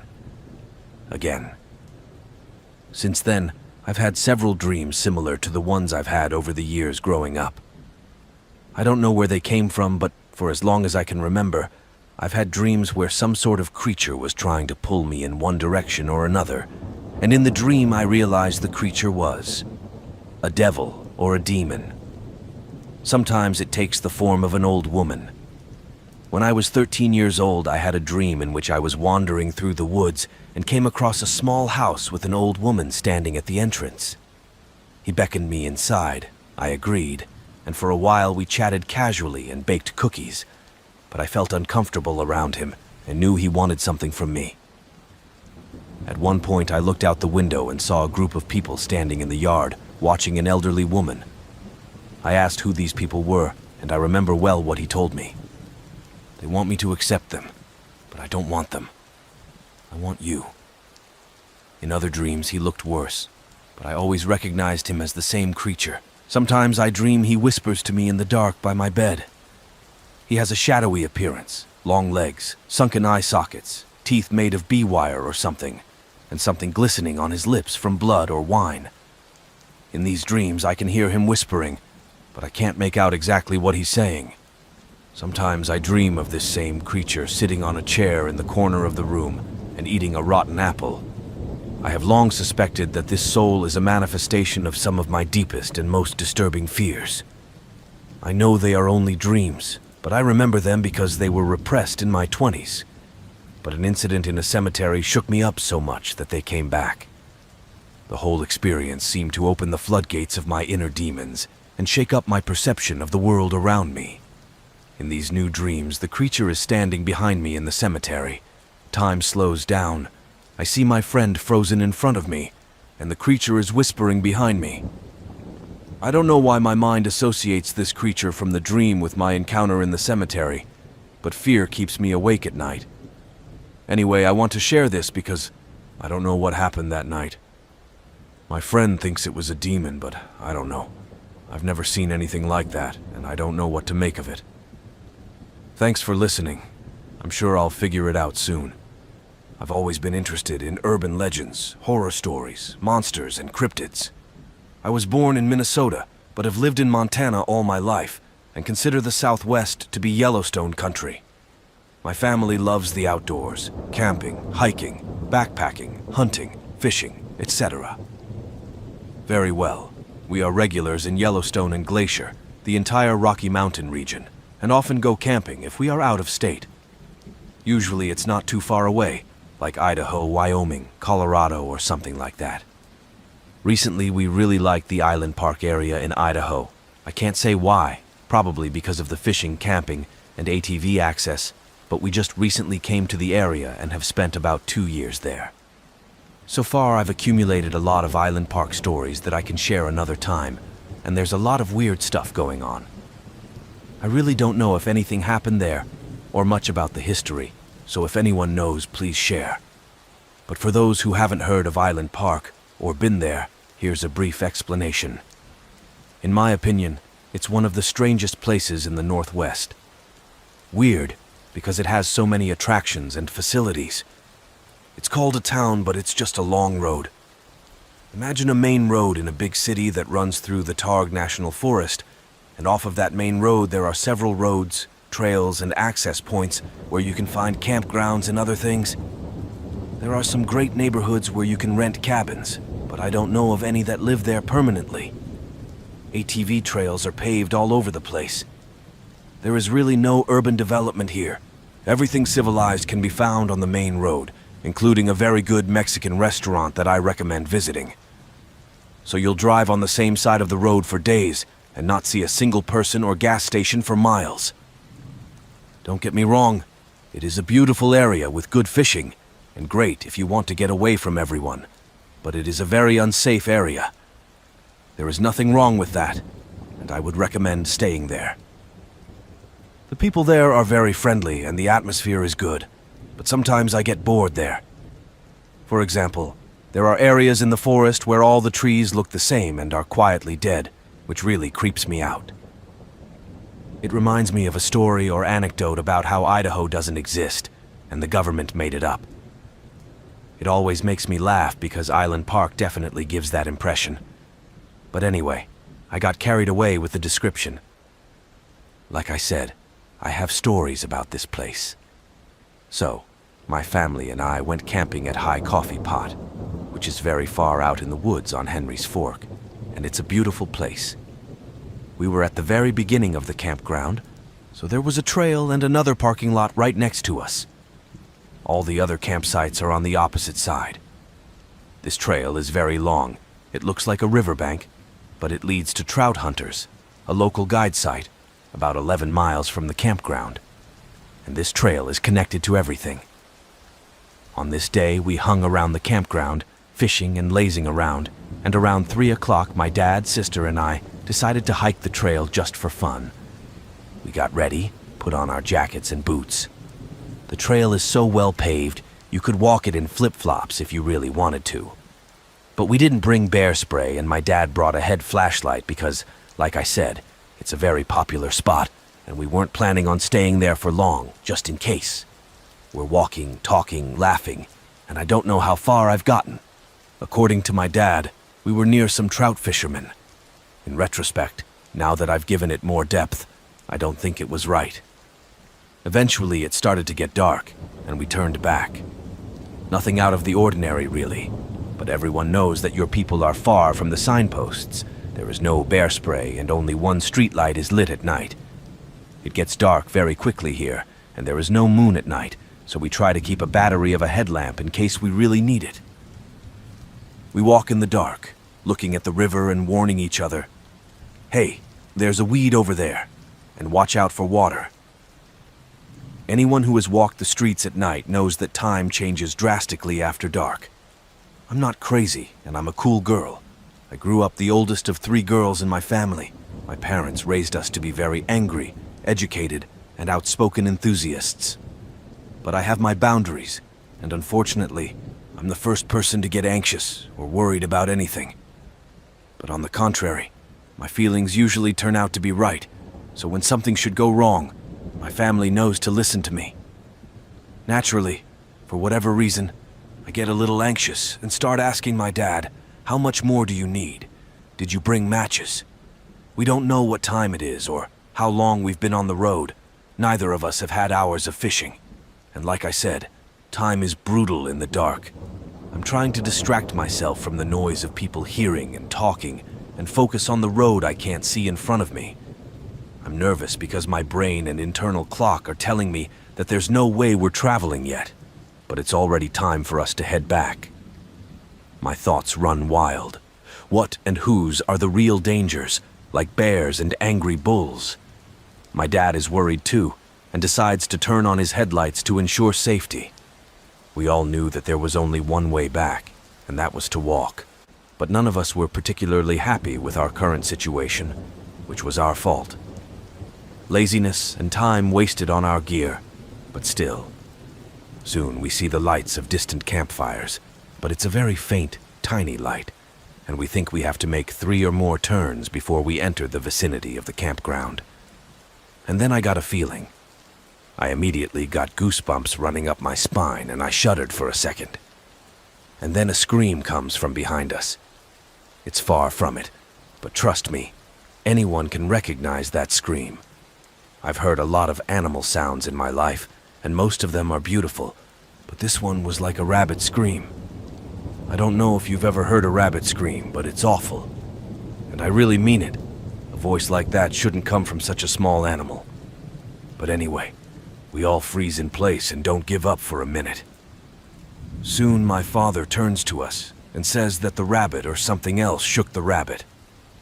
I nod, flinch again, and we continue on our way. After about 30 steps, I stop again, and a feeling of terror mixed with horror pierces through my body. I can't think of anything, and I don't know why, but I can't move. Perhaps it's because of the events that have happened. About 20 yards away from me, a strange scream is heard. I can't describe it because I've never heard anything like it. It sounds like a low whisper, like a hum, like quiet laughter. And I know it sounds silly, but when I say laughter, I don't mean chain or joke laughter. I like to sing. For example, 2 identical words repeated rhythmically. Notice that the sound is very faint and low, but somehow I can hear how close it is. At this point, I run to find my sister and father, almost with my pants down. I'm worried as hell because who knows what's going on in there, and I'm worrying rather than reasoning. but I'm holding them and my sister is pink. I ask him if he heard a noise and he steps back, so he went after the noise. Yes. Dad looks at me and asks us to continue. I ask him if he's heard anything before, and he says it's probably the same thing we heard. I knew he was lying, but I didn't say anything because he was calm, and that helped calm me down. We keep driving around the next corner, and after a while we suddenly freeze because there are a few feet in front of us. Dad turns off the headlights, and we all hold our breath.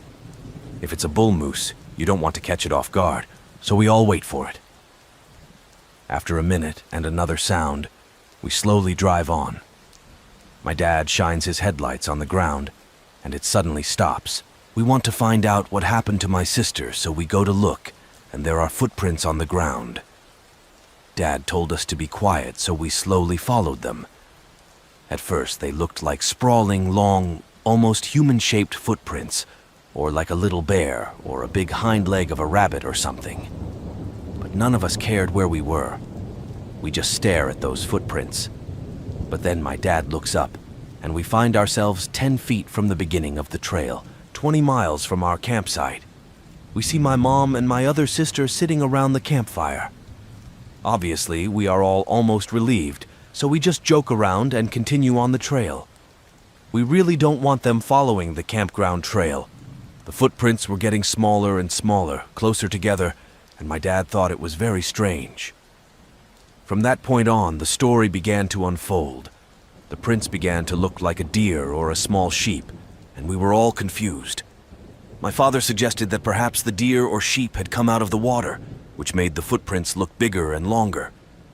But how could they have changed from human or bear hooves to deer hooves? But that wasn't the strangest part.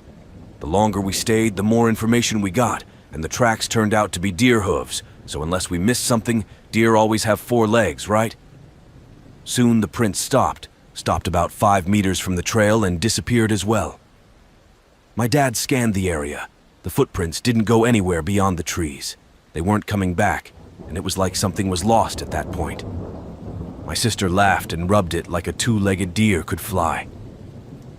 I felt uneasy and thought the darkness, strange sounds, and impossible footsteps had finally caught up with me. I ran back to camp and quickly scrambled into the bushes. I went to bed that night, but I was uneasy about what I had found that night.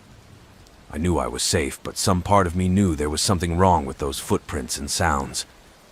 The next morning, my dad woke me up and told me that our friend the deer had come yesterday. I jumped out of bed and went to look, and there were deer tracks all around our trailer. In the rest of the time, we saw no bipedal deer tracks, no human tracks, and heard no other sounds. I'm still amazed that those tracks disappeared, somehow replaced by another genre, the same horrible sound. I still tell myself they were deer tracks, but I'm not entirely sure about that. If anyone has any questions, please ask, and if anyone knows what happened that night, or gives us another interpretation of what happened that night, please let me know, as I am very interested. If you would like to know more about my other island park experiences, I would be happy to share them. Please let me know. I didn't tell anyone about this story because I didn't want to spread the word to my friends, so I limited myself to my mom and a few close friends, but now I guess you'll know too. So, how my friend group works. We have our own small circle of people that we hang out with often, but for big events, bonfires or something like that, we expand and 2 different groups of friends join us. Ben is part of the expanded group of friends, and he always posts something unusual and interesting. He always has something to say. I got to know Ben very well at these events, and we always ended up having a conversation. He always seemed different and a bit unique to me. This year, Ben started attending my local college. He sent me a snapshot in which he wrote that my friends go to different schools, and the only person I should hang out with in the area is now my ex. I was wondering if you wanted to get a group together and socialize because I want to make new friends. This was really good news because with the course I'm on, I can't make many friends, and my close friends are now scattered, so I agreed. At first, it was supposed to be one of my friends, him and his friends. I came home one day after school. He told me he was going to take a little nap before we all left. When he woke up, he told me that it was too late. and he had other plans that he had forgotten about. That was totally normal. So I wasn't too upset about it. I also canceled a meeting with another friend just to do my homework, but he texted me a few hours later. I didn't give him my number, but he had to know. He told me his other plans were canceled.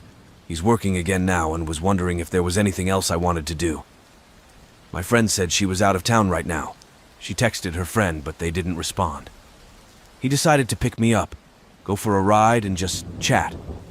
It's okay, right? Ben arrives at my house around 10. I get in his car and he drives off. Surprisingly, he speaks with an accent, Jamaican or something. I thought he was just kidding, so I played along. Sometimes I'd respond with the accent, but then I started to think it was weird that he wasn't speaking in his own voice at all.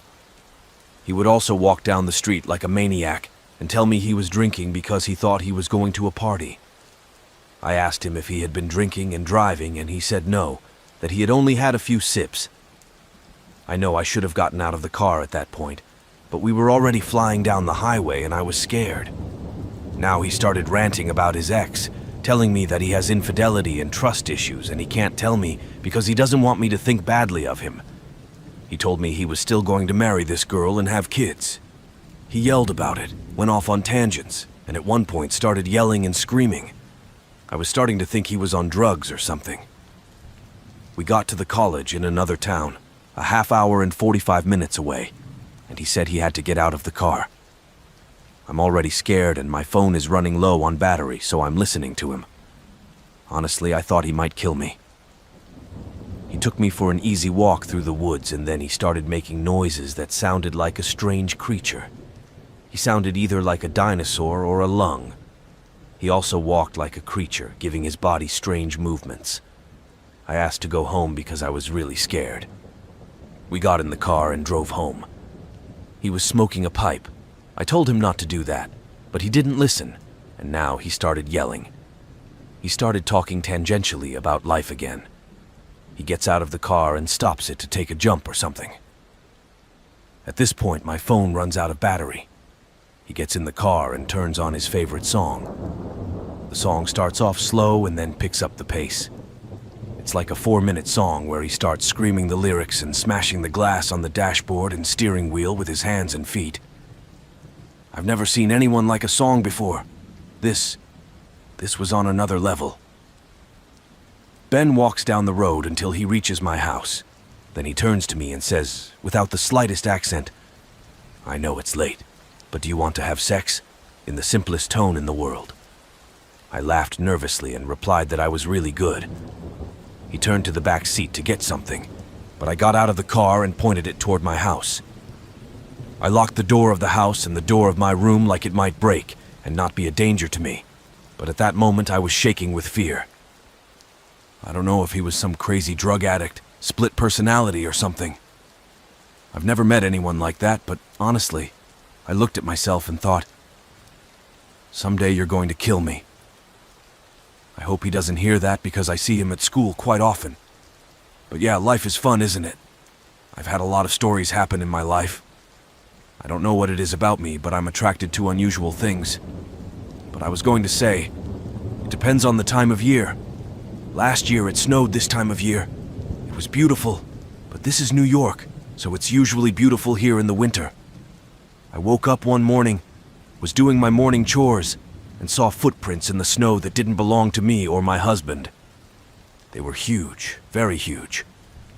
The person who made them had to be over 6 feet tall, and I am about 5 feet 11 inches tall, and my husband is shorter than me. They started out of the driveway and came up to our kitchen window. It seemed like someone stopped to look out the window or something.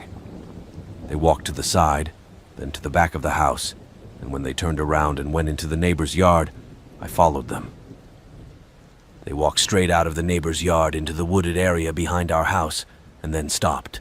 In the center of the field, they disappeared. We called the police, and the policeman came back to watch them. He looked a little shocked and confused. He couldn't explain why they had stopped in the middle of the field. After all, it had snowed a few days before and hadn't snowed since, so it didn't look like fresh snow had covered them. Otherwise, it would have covered the other paths as well. The officer also asked about our neighbor. She's an elderly woman in hospice care, so she couldn't have laid the trails herself. I am writing about this here because I am 100% certain that these trails are not man-made. I don't know what they were made of, but I do know that seeing them dead in the middle of a field made me feel sick.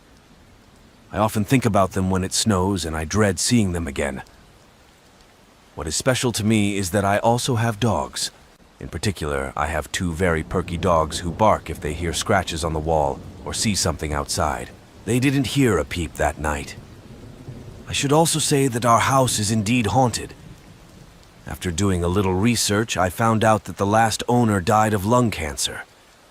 From time to time, we have heard shaking and heavy breathing in the house. I have seen ghosts, strange lights, and my husband has been physically hurt. Last year, we received a blessing, and things seemed to calm down a bit after that. I don't know if the footprints in the snow had anything to do with it, but it's still a very disturbing experience for me. Because if it wasn't normal, then who the hell was there? There's a hotel on the Bulgarian coast where we have an apartment. Honestly, that's a strong word, because it's a very large room with a big bed, a fridge, big windows on both walls, and a small bathroom. On the first floor, both walls face the hotel parking lot. Nevertheless, it is a great option for me. It is close to the beach, so I used to spend part of my summer vacations there. So 3 years ago in July, I spent a week with my ex-boyfriend, and then 3 or 4 weeks alone. They used to say about hoteliers that they were a bunch of assholes, because when we left the room, we had to go through the front desk, and they sat around all day basically doing nothing. An old father in his 60s, son Crumb in his 40s, daughter in her 45s, and husband. When you walk past them, they are all silent and look at you the same way they always do. I was used to it by now, but the guy was really pissed, especially when he saw Crumb looking at my ass and just smiling. After that, every chance he got after that, he looked her right in the eye. So, the ex left back to the city, and I'm in my 3rd week of living alone, and it's a very hot night, so I open both windows and pull the curtains so I don't have to look at myself. Eventually, I am above ground, and my bed is by both windows. I wake up in the middle of the night and feel like someone is watching me. It goes on like this for the next few nights. I get scared easily, and am a little paranoid. I've been there alone too, so I tell myself to calm down, and it's just my crazy fear. A few nights went by with no problems. Meanwhile, Crumb tried to talk to me 2 or 3 times when I was going to the beach. Around 1 a.m. I fall asleep and hear footsteps in the road. It's not so strange because there are people living next to me who live in the same apartment. Maybe someone is going home or going to a party or something. But the footsteps stop immediately, very close by. I can hear it all through the open windows, and I'm sitting on my bed, listening when I see the doorknob move slowly. I lost my composure, but praised myself for locking the door. Nothing happened after that, and the same man left. I closed the windows, called my dad, and told him what had happened. He told me to pack everything up and lock up, and he would pick me up in the morning, a 5-hour drive. That was 3 years ago, but last night we were having dinner and Dad asked, "Do you remember your sea adventures?" And he told me that he had done a little research and asked the hotel owners to provide camera footage. They checked the parking lot and saw a male figure walking. The part with the doorknob was out of camera range, but my dad woke up that strange night in the middle of the night and told me to check old footage where they see the man standing and looking at the curtains by my window. For about 15 or 20 minutes, the woman finally recognized her brother and told my dad he was mentally retarded and asked him not to press any charges and they would take better care of him and keep an eye on him. Good guy Dad didn't make any payments, and now it looks like we are selling the condo. Anyone interested in buying it? This was about 3 years ago in Big Bend National Park. My friend, my husband, and I went on a primitive hike. I'm not an avid hiker, but I've done my share of primitive hiking, backpacking, and so on, so I like to think I have a will in a way. Having grown up on 8 acres of forested land, I know what common animals are like. Coyotes were frequent visitors, so I know how noisy they can be. So I know that what we encountered that night was definitely something else. We arrived in Big Bend at 4 p.m., checked in, and pitched our tent at the Point 9 campground. There is a lot of space around the entrance to the park. The campground is about 25 miles from the visitor center and hotel, and 40 miles from the Rio Grande village, and we were certainly very close to civilization that I knew of. But we decided that after dinner we would go for a hike on the nearby trails, and while we were packing, I decided to look for a trail from our campsite.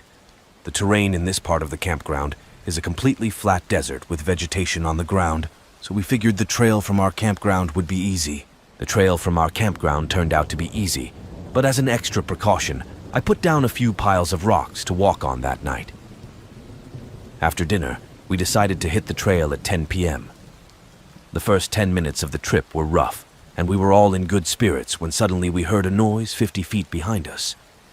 Accustomed to animal noises at night, we marveled at this, as animals do.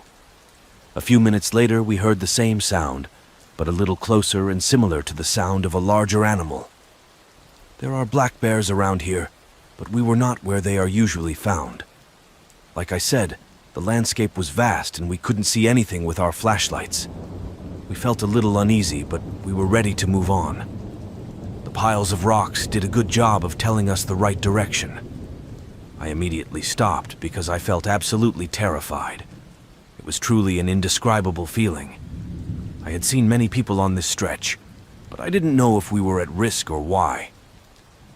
I looked at my friend and husband, who looked just as terrified as I was. There was no sound, no wind. But a moment later, the most inhuman screams erupted around us. It all seemed like minutes, but I'm sure it was only seconds. I don't remember deciding to go back, but the next moment we all ran. Although I thought we were running towards our camp, at this point we had gone too far. I remember scanning the piles of rocks I had made but couldn't find them, and almost turned back, thinking we were heading in the wrong direction. But I had an instinct that I definitely wasn't going to do that. We got to a huge rock that I knew was on the way to the campground. I also remember putting a bunch of rocks next to this rock, and went to check it out as we walked to camp. The rocks were still there, but they were broken. This caused alarm, and I told my friend and husband that we needed to get back to camp as soon as possible. A few minutes later, we were back. When I got back, I was completely relieved and didn't want to stay. I think my husband did too, but my friend convinced us that it must be a wildlife park, so we stayed in a tent that night. I don't know if it was related, but there were scuffles and footprints around the tent all night. I didn't sleep, by the way. We didn't make this trip more primitive and opted to camp at one of the public campgrounds. In conclusion, I would like to say the following. Neither before nor afterward did I ever feel like I was in the woods at night. The next day I went out to see if all the rock piles had been destroyed. And they were destroyed. I don't think any animal would purposely knock down markers, right? I think it really makes me wonder. I don't know what it is, but I'm glad we did it. I live and work on a farm in southwest Australia, and one of my duties or hobbies is to look for deer to eat and kangaroos to control their population, as they are growing incredibly fast. A few years ago, in the spring, I was wandering around the borders of our small farm, which my grandmother, or Nono in Italian, had cleared for a farm, and I saw a path leading into a dense forest, thicket, or overgrowth. I climbed over an old rotting hedge with barbed wire around the perimeter, and headed into a separate thicket of scrub that I knew I had not yet explored thoroughly. When hunting our local species of deer, mostly samba, but there are also boars and red deer and all that sort of stuff, it's best to move with stops. That way you'll match the general sounds of the bush and look like a predator. Predator. Predator. So I took 5 steps, stopped to look around, then took another 5 steps, and so on. When I saw that my last 5 steps were unusually strong, or rather, everything went smoothly. There were no cows in the distance, no wind in the eucalyptus trees, no screams of cockatoos flying overhead. Dead silence. It was then that the hairs on my body stood up. I took the rifle off my shoulder and thought that perhaps I was being hunted by wild dogs. I was wrong, because as I looked around, my existential dread grew, and I thought I was going to disappear when I saw him. He was to my left and was a pale caricature of an old man with a red hat and no other features. It was hard to see him because it was as if he was in a heat haze, but I knew he could see well because the black dots of his eyes were aligned with mine. Standing 20 meters to the left of the road between the ferns and undergrowth, I couldn't even see his hands. That is, until you pick up the axe and look. And these are completely unlike anyone I've ever seen, so solid and clear are they. This action brought me out of my state of shock. Though I was terrified and didn't realize what I was looking at, I raised my rifle to my shoulder, pointed it at him, and cautiously began to back away. For a moment I passed the tree that concealed him, and in the same second he was gone. The voice immediately returned, but without warning, I heard familiar sounds and saw my surroundings clearly. I was still frightened and wandered through the bushes for a long time afterward. Strangely enough, Rue popped out of the bushes not far from the trail, and I just shot up out of fear. I got to the edge of the corral again, put it under my feet, hurried home, and slept under the bed with the shotgun that night. Such a thing had never happened to me before, although I had encountered strange creatures in the bush. There are constant rumors of strange occurrences in the same area among farmers and locals, including stories similar to mine, though the details are different. I don't know what happened or what I saw, but it shook my perception of reality and changed me, slowly sinking in because it was paranormal activity and not just someone's joke. However, I didn't immediately talk to people about it. Then my brother was also shocked when I told him, and realized that a similar experience happened to me as a child in a small town called Yakti, located in the mountains near Mount Hotam, where a satanic cult was accepted. But that's a whole other story for another time. If you have, thank you for listening. I really appreciate it. Be careful even if you are in the woods or in the bushes. I went backpacking with NOLs during the semester. If you have never heard of them, they are an outdoor leadership school. This semester was a lot of rock climbing, rafting, backpacking, and kayaking. It was a total of 90 days of sleeping in the wilderness, I think. We shared tents, but more often than not, I decided to sleep under the stars 50 or 100 meters away from the group. Even a little thirst kept me awake at night, so I was always so far away that I could barely hear anything. If you know anything about Grand Gulch, it's a rich history with ruins around every corner. It is difficult for the average person to get permission to backpack through this area. However, it is difficult for the average person to get permission to carry a backpack through this area. We spent a total of 29 days in the area, only encountering one group at a time, so it's pretty far-fetched. This night was like all the others. I found a nice flat spot on top of a flat rock and kicked out some rocks to clear the spot. I laid down my mattress and fell asleep immediately.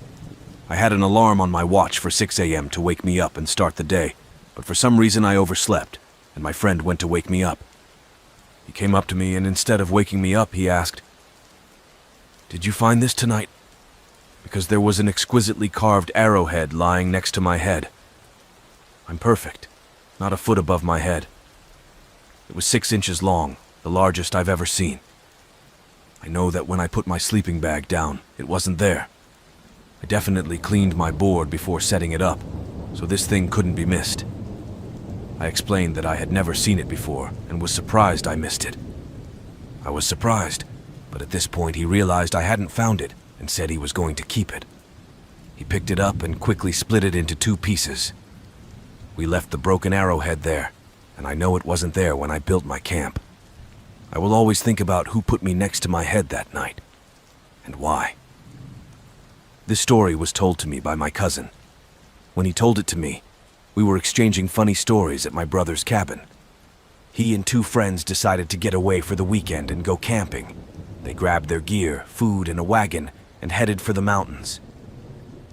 They checked the forecast ahead of time, and it turned out to be a sunny and rain-free weekend. Mid-July. When they set up camp, Dave tells them to eat magic mushrooms and go sightseeing. The other 2 laugh at this and tell him to be careful not to go too far. Several hours pass and Dave still hasn't returned, and as darkness falls, he peeks out of the bushes with a puzzled look on his face. He explained that his journey was going well until he took a turn and lost his way.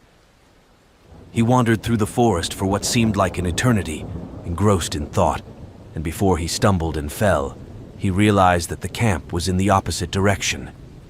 He turned, rolled over onto his back, and then held out his hand.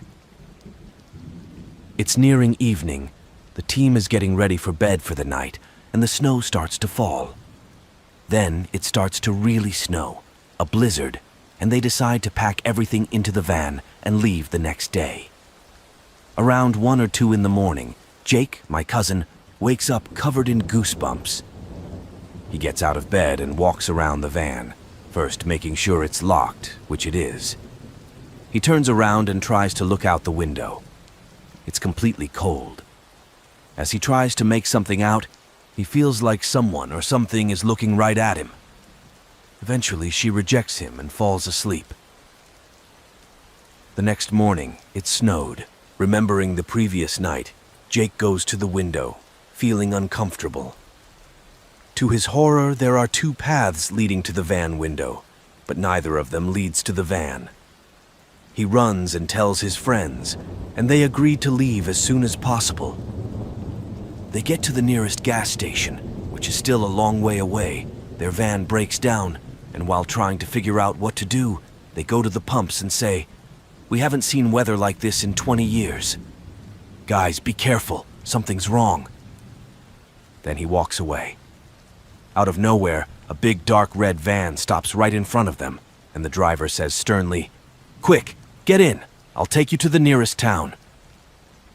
Indecisive at first, but eventually they get in, and as they drive, he drives faster and faster until they reach a speed that winter does not recommend, and they are sure they are going to die, white and stupid, and just go.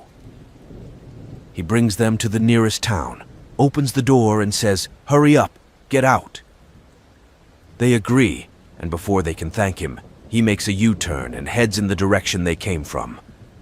They later learn that the first person they talked to at the gas station drove several miles to his death in a head-on collision. Such a crazy world we live in. I found this story interesting because it comes from a very honest person. I don't think it will have a lot of details, but let me know what you think. Are you sure there is something between them? I'm very interested in the guy who actually kicked me out. Very mysterious, isn't it? Oh, by the way, that would be near Jasper National Park in Canada if anyone is interested. This event is about 17 years old now, but it keeps popping into my head lately, and I want to share it. I haven't told many people about it, and they have never told me about it. So I was about 14 years old when I went on vacation with my horrible father, evil stepmother, and 2 stepdaughters. My stepdaughter and I had been living apart for 2 months, and my stepdaughter was about 12 years old. So we all headed out of the hotel to a bar where the rule was, if you held a glass, you could drink. We were typical teenagers, so we weren't allowed more than one.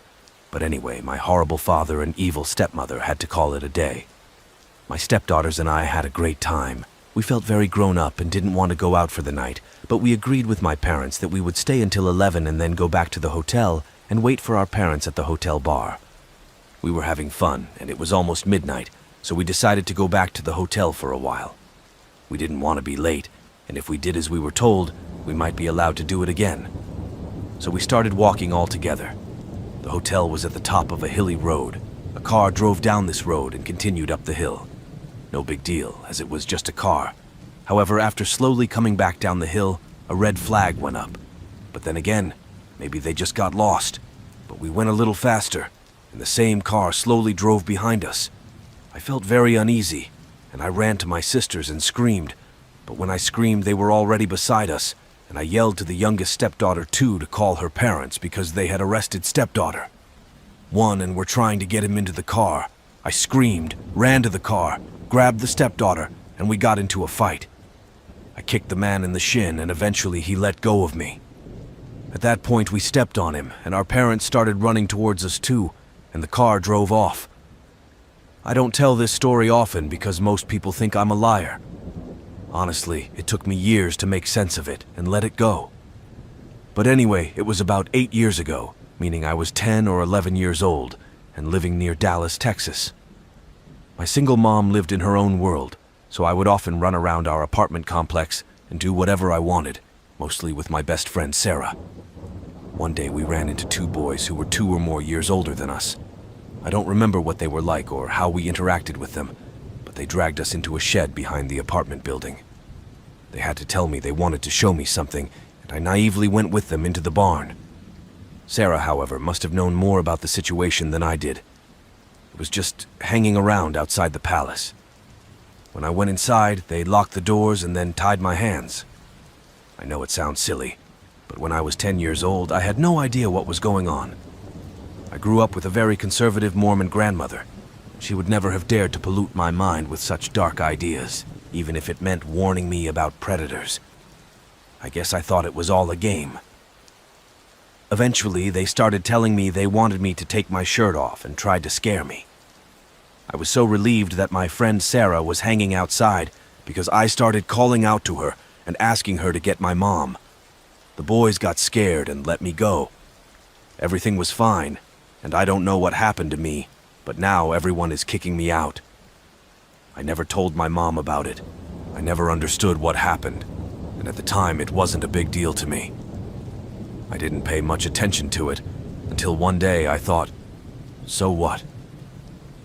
Anyway, I was lucky to have my friend Sarah by my side, because without her, things would have been very different.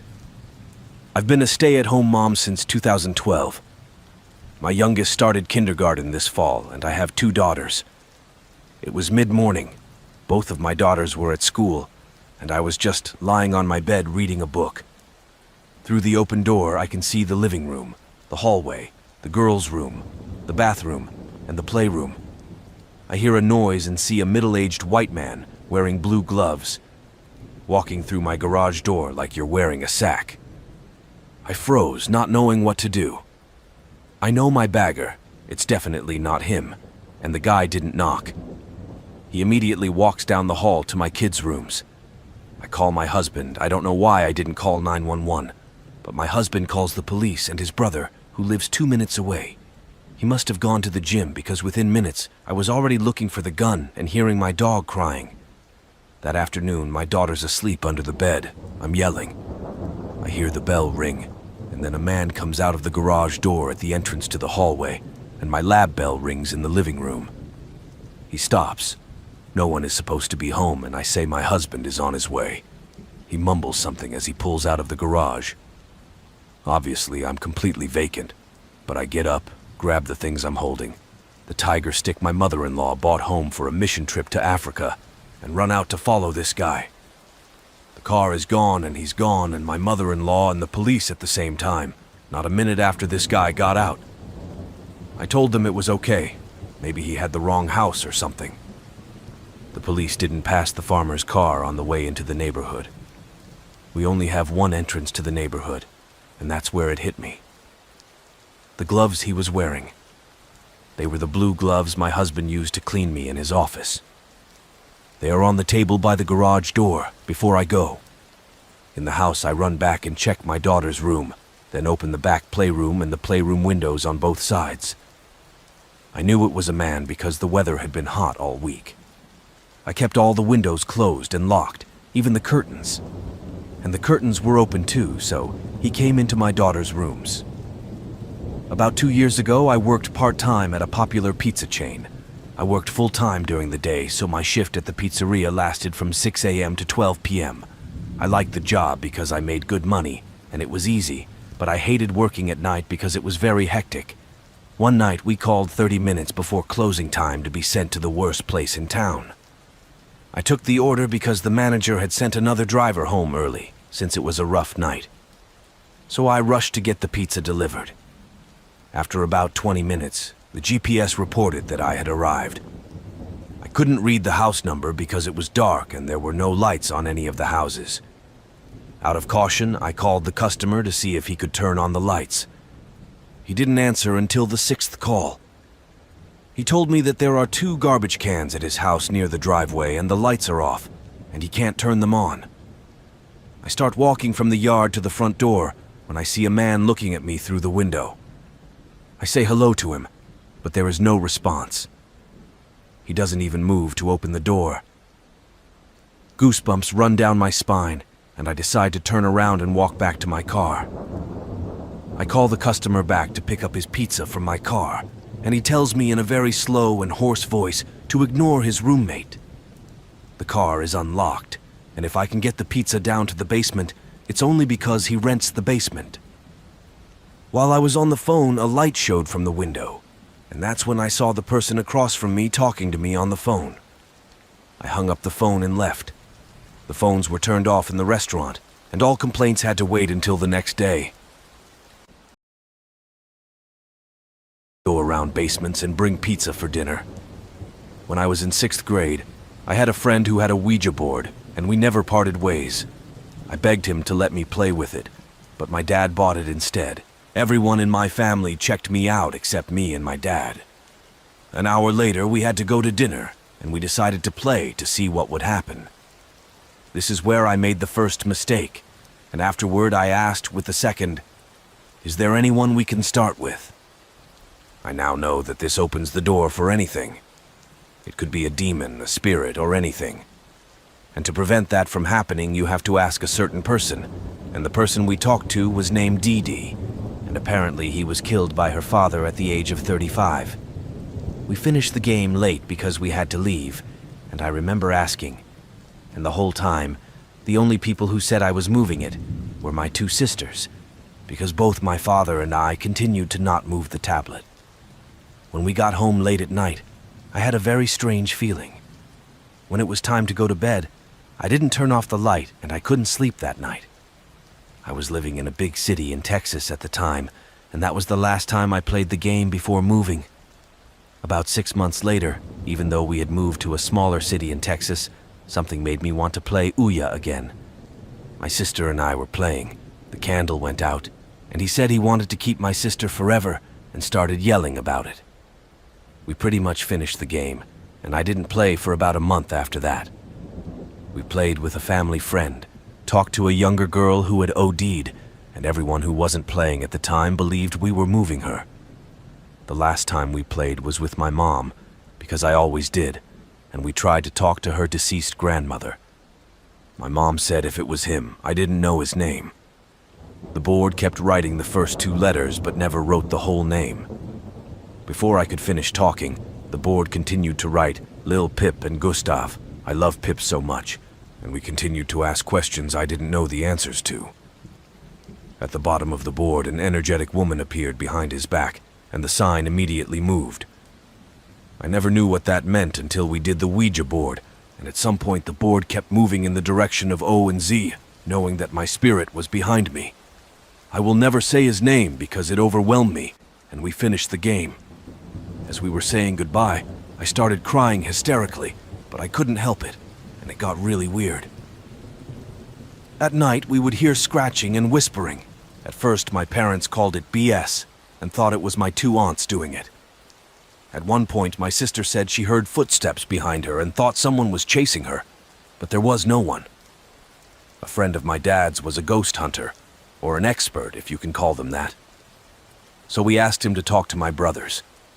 He kept shaking from my sister's room and didn't believe us at first.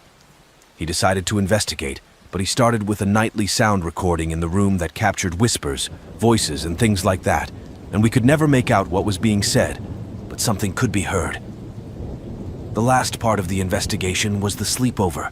My father's friend, and his wife stayed at our house from 11:12 to 3-4 a.m. Me, my siblings, my mother stayed in a hotel for the night, and they stayed home.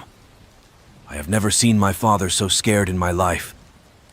I don't want to explain all the details because it's not necessary, but here are the most interesting points. So, at some point they pulled out the spirit box.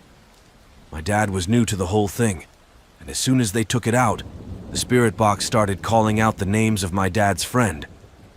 My father didn't hear it. He then proceeded to insult my dad and them, and started swearing. It seemed like a lot of people were talking. We had beanbags in our house at that time, so the beanbags were always up, as was the piano in the house. It was almost over, but all the cameras were gone, and my dad suddenly went outside, and all of a sudden the spinning beam turned on its own. My dad still talks about that moment, and my dad called my mom every 5 seconds after that because she was freaking out. I never saw the Ouija board after all that, and our house was cleaned out. I think the board is locked up somewhere. I don't know where, but I'm glad it's honest. I know a lot of people will never believe this story, and that's okay. I know people who have had similar experiences, and they understand how it feels. I can only assure you not to use a Ouija board because it is not a toy. One evening I was walking down the center lane of a 3-lane city street. Suddenly, a car appears to my right in my blind spot and nearly hits me.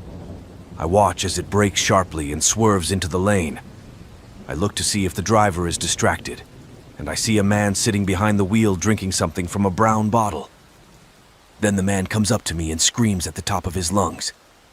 Not wanting to get involved, I change lanes to the left lane to get away from this guy. I can still hear him yelling, so I turn on my rearview camera and see this man swerve into 2 lanes from the far right lane to get behind me.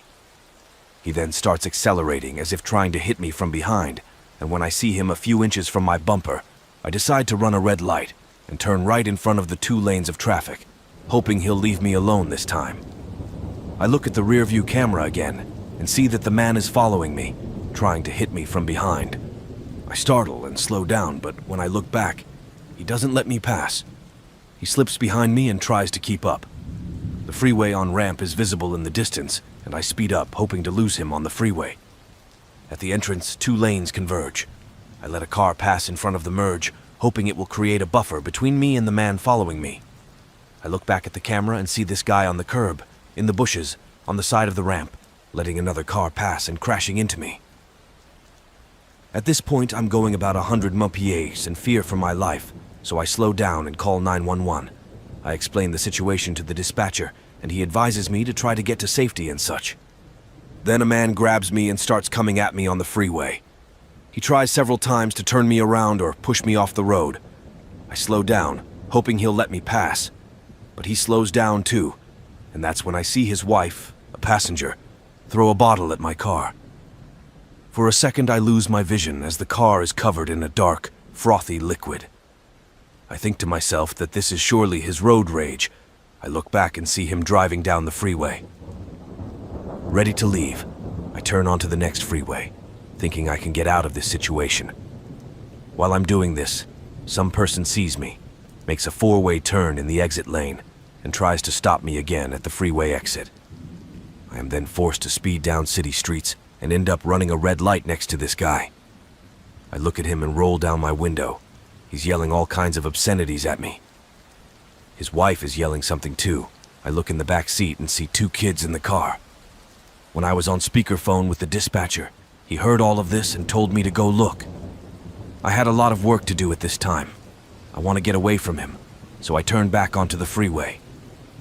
But he drives after me again and blocks the plastic construction lane to do so.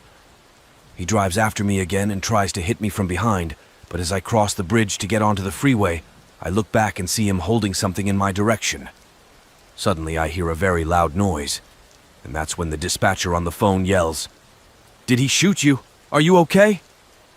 I think I've been shot and start yelling, "He shot me, he's going to kill me." Realizing there was no way to escape, I stopped and the man fled. Fortunately, there was no broken glass and I wasn't hurt in any way. The dispatcher tells me to pull over to the nearest safe place, and I head to the mall parking lot. I tell the dispatcher the make, color, and model of the car, as well as the part number.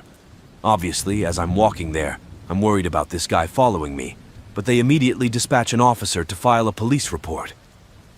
While I was waiting for the officer, I realized that my dash cam was also recording, so I hit the save button. When the officer arrived, I told him my story in detail.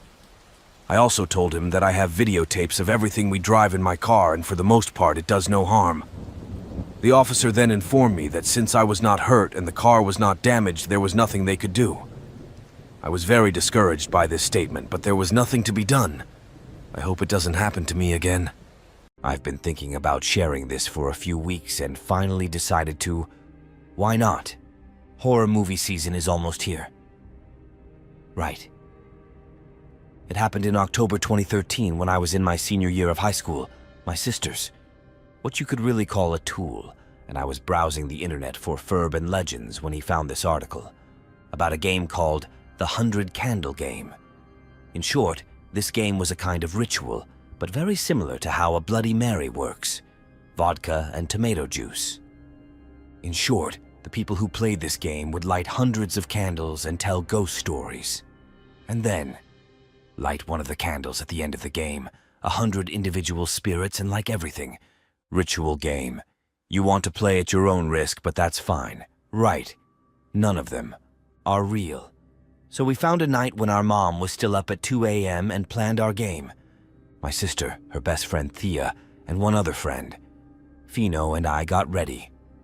We waited out the night while Mom left and the sun started to set, and then we started getting the kitchen in order. We put 100 candles on the counter and found a box of matches. And when the sun got low, we turned off the lights in our house and opened the glass door, and there was the smoke from the candles. It wasn't so scary, and we turned off our cell phones. And by 7:30, it was completely dark. Completely dark. We started the game by lighting the candles. At first, we just told funny stories like, "I saw a ghost and it disappeared. Boo, it's like we." The first 10 candles were lit. The atmosphere around us changed noticeably, though there was an aesthetic in the air, and the hair on my neck and arms stood up. As mentioned, my sister is a skilled medium, able to see and feel things that cannot be seen with the naked eye, and even he began to sway in his chair as We lit the next set of candles from 11 a.m. to 8 p.m. This time, the house became painfully quiet, and so did the stories. Each time the stories we told got darker and darker. About stupid people, sir. They talked about strange things in real time. We can see. When the candles went out, we heard moaning, and it was crumbling around us. We lived in an old house, but it never cracked or cracked. At least it wasn't that hard. We stopped the series for the next 10 games, and everyone who played started to feel uncomfortable. I mean, the laughter stopped, and the dark tones took over again. We ignored the weird noises and just kept playing. Time was ticking away, and it was getting closer. At 8:45 a.m., the game started to slow down.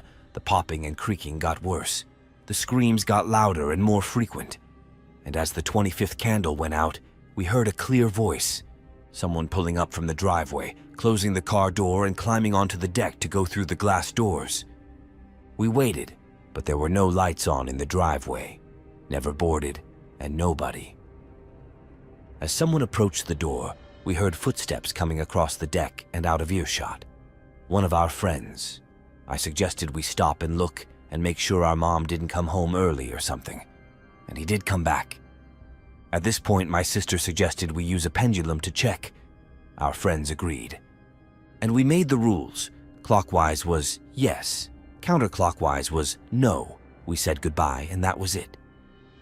Then he asked the audience if anyone was here with us, and the pendulum quickly started swinging clockwise. Our friend asked if there was more than one of you here, and the pendulum started to move. It swung clockwise again and said it was something like a pendulum and took a pendulum by itself. I asked you. We came because we replayed this game. The pendulum swung clockwise, and finally, he teased it by saying, "If you're really here, why don't you prove it?" Soon we heard a loud banging on the wall behind us. We decided that we were just scared of ourselves, and someone must have been with us and probably had time to throw something into the darkness for impact. But curiosity got the better of us, and we offered. He told the story of how he had once dreamed of a ghost, and then he saw one for real. Once in a dream, and then I saw it for real. He took out 26 candles and two more were now burning, and my sister visibly shuddered. The cause was still unknown to us. But, as he claims, at this time he saw a solid black mass moving toward us down the hallway. It was as if the house had gotten 10 degrees colder. After that, the candle went out, and we all seemed to sit in silence. And he says, "If you're really here, I need a tag." And then, it really worked for me. We heard heavy, loud footsteps in the hallway and the creak of doors opening. The candle flame began to sway and whisper lightlessly from my hand. Something breathes behind it, though I sit to his right, and my sister and my friend directly. We haven't seen anything, and he freezes and then suddenly turns around, and there's nothing behind him. The doors we left open are slowly closing. There is no wind. Then T says someone touches his arm, then his neck, then his face, then his neck, then his face. At this point, we decided to stop playing. I believe. The correct sentence was, "I'm done. Say goodbye." That's what we did. We paid. The rest of the candles were lit and moved as a group, and at least the candles went out, and the game was over. But it was still a very heavy feeling. The whole group moved to the dining room, where we had heard a knock earlier, to turn on another light. We walked in and turned on the lights, and there were Halloween decorations on the floor, as if they had been knocked out of place, from their higher places. On our server was my mother's battery that died years ago, and we never put the batteries back in, and it was just sitting there. But we started to hear rumbling. From around the corner of the roof, we heard a rumble. We slowly turned around and saw the witch swaying and collapsing. Hands met slowly, faster and faster, until the witch just fell. When the body of the Tima fell to the ground, we heard a loud banging on a door or closet somewhere in the house. And suddenly our friend T shouted his face was coming, but we turned around and there was a small scratch on his face and blood running down his cheek. That was it. We grabbed our phones and keys and ran out of the house. We left our friends at home and got home much later. We finally made it home, though another friend stayed with us until Mom got home. We turned on the cartoons, turned up the volume, and just tried to ignore the banging, footsteps, and heavy breathing that filled our house. He spent the rest of the evening playing with 100 candles. We saw quite a bit of activity in his house. I've talked about it before, in other places, but I really think that was the catalyst for his actions at home. I've since moved out, but my sister has. He has stayed home and continues to experience frequent visions, including seeing visions. Sometimes the number inside shows 2020, and we really should pay attention to the warnings. I know, but we were young and curious. A few years ago, I worked as an EMT answering 911 calls and the like. One day we got a call from a man who was behaving inappropriately. When my partner and I arrived at the apartment building, the first thing we noticed was that everyone was human, except for the patient we lived on the same block with. They were standing outside with scared faces and shaking, in a rage. It was raining outside and it was night, but I quickly approached them and asked what was going on. The 25-year-old mayor looked at me and said, "Yes, we are joking." Suddenly, my friend screamed and shouted. All the lights went out, including the candles. And then we saw him lying on his stomach playing a board game. My fiancé's head, arms, and legs. They stood up, and suddenly he just dropped to the floor, got up, and ran to the back of the apartment. Then, me and my partner. We cautiously made our way up the stairs to the apartment with the muggles. The door was already open, so before entering the apartment, I knocked politely and introduced myself as a 911 EMT. I turned on the lights. The clutch wasn't working, but you could hear the wood creaking in the background as it continued to move back and forth. The apartment had all the walls painted in dark colors like black and maroon, and it was obvious that these people liked heavy metal skulls and dark paintings because they were displayed on all the walls. I started, walking around the apartment, calling patients and looking for signs of his presence. As I delved deeper and deeper, never going deeper into the rooms, it got colder and colder. But finally, I saw him in the rocking chair. He was rocking slowly back and forth, and he looked straight ahead of him. I introduced myself to him and asked him, "What's going on?" But he didn't answer and just rocked back and forth. I walked up to him to check for any medical abnormalities. His pupils were so large or his eye color was so dark. However, all other vital signs were normal. His blood sugar levels were normal. From the looks of it, he wasn't having a seizure, or anything else. I tried to give him a painful stimulus by squeezing his shoulder or rubbing his chest, but he didn't even flinch. I couldn't find any signs of drug use or anything else on him. And like this time, he kept rocking back and forth. I just watched. In a situation like this, the paramedics' rule is to ignore the person, place, time, or event. That he needs to go to the hospital, I tell him. Since he won't talk to me, I transfer him to the stretcher and suddenly the rocking stops. All sounds everywhere stop. All I hear now is the sound of breathing. Well, I noticed her armpits and my partner lifted her out from underneath. And while climbing, we noticed something very strange. The patient remains in a sitting position as if completely immobile. We put him on a stretcher and roll him inside. Ambulance verdict. As we rush to get him, the air is filled with crackling sounds like snapping tree branches. I look at him and find that he's looking right at me. A huge, horrible, crazy smile on his face, and no matter where. I turn his head and just look at my companion with the same hard smile. It looks beautiful because I know I need to be behind him, and I playfully say, "Okay, maybe you can talk to me." Talk to me. We pull up to the hospital and the heat is on full blast in the back of the ambulance. But no matter how much we pump it, it won't heat up. But she was still smiling, that wide-toothed smile, and looked at me without answering a single question. I looked down to pick up a pen that had fallen to the floor, and then looked up again. And then, out of nowhere, heartbreaking screams and shrieks were heard. Filled the air. He ran up to me and grabbed me. He clenched his teeth, and he bit me trying to get away. Luckily, the stretcher's restraints were fastened. He just made me out of reach. Inside the giant box, the smile was replaced with horror and then anger. And my back rested against the lodge wall. Luckily, we were already at the hospital, but by accident. When you and the ambulance arrived, the patient stopped. He just did. He calmly looked straight in front of him and fell silent again. We took him to the emergency room and told the doctor what had happened, which, needless to say, it was completely. He was enthralled by the story, music, and a little bit of backstory. At first I was, best friends with this girl. It must have been 15 years since high school. In fact, I spent almost more time at his house than I did at mine, and his parents are wonderful people, and they treated me like everyone else. Daughter, because my parents are horrible themselves. My best friend, though. I started dating a man about a year and a half ago, and since they got serious, we've barely spoken to each other.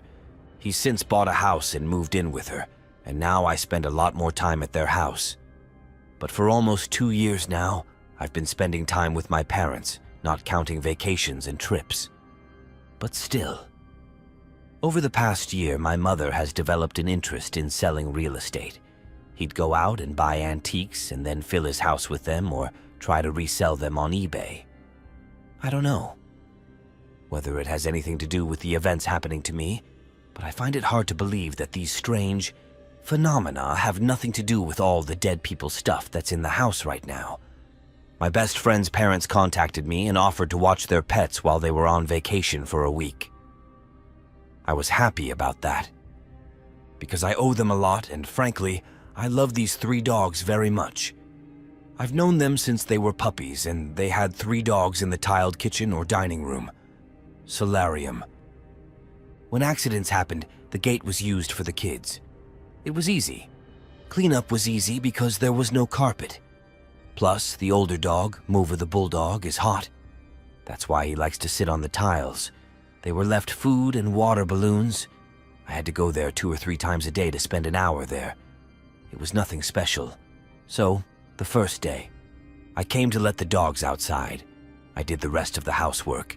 The gate between the kitchen and the rest of the house collapsed, though honestly, I didn't think the dogs could topple it. Not about myself or boredom or anything, but the 2 dogs are still in the kitchen. Although the gate fell that way, which prevented them from getting out easily, the bulldog was gone, which was a little strange. He couldn't get over the gate easily either, but I figured he must have pushed it behind him and left, Domptu somewhere or other. Because of his age, he is the least likely to be upset and have problems. So I wasn't too worried, but I knew it meant I needed to check out another house to make sure. But first, I'll tell you about the other two. Outside, I just listed what I needed to do. Feed the fish, fill the bowls with food and water, etc. When I get that weird feeling, Bulldog is practically blind, but usually he'd run to greet me, and all the fuss I've made about food is absolutely a topic. So I started calling the dog and looking for him. I immediately heard him barking, but I couldn't find him anywhere. I looked at all his favorite places, but there was nothing at that moment. I was in a full-blown panic, mainly because I could hear the dog but not see him, and I felt like I was crazy or something. But eventually, out of desperation, I started. I opened the door upstairs and find him locked in the guest room, scared to death. This made me feel really good. My best friend's parents were renovating the upstairs of their house, so the carpets were ripped out and all the furniture was moved into storage. But before they left, they locked the doors so the cats couldn't get out, because all the tools and stuff could hurt them. So how the heck did one of the dogs manage to open one of the doors, and then manage to explode inside? I mean the gate. When I went downstairs, I was ready to write it all off as an accident, but when I found the dog shot dead in the bedroom, I realized it wasn't. I knew it. It really scared me that I had been caught. So I called my friend and told him what had happened.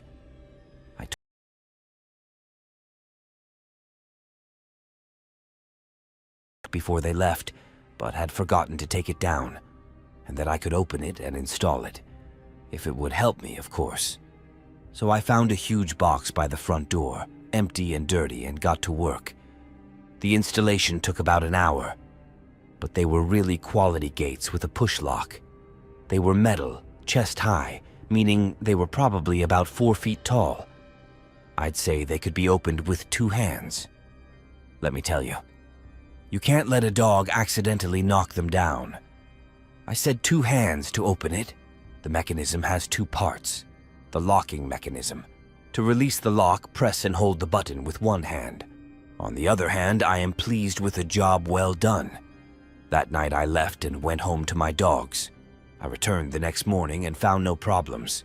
The port was working, but when I went there after work that evening, my heart dropped into my stomach.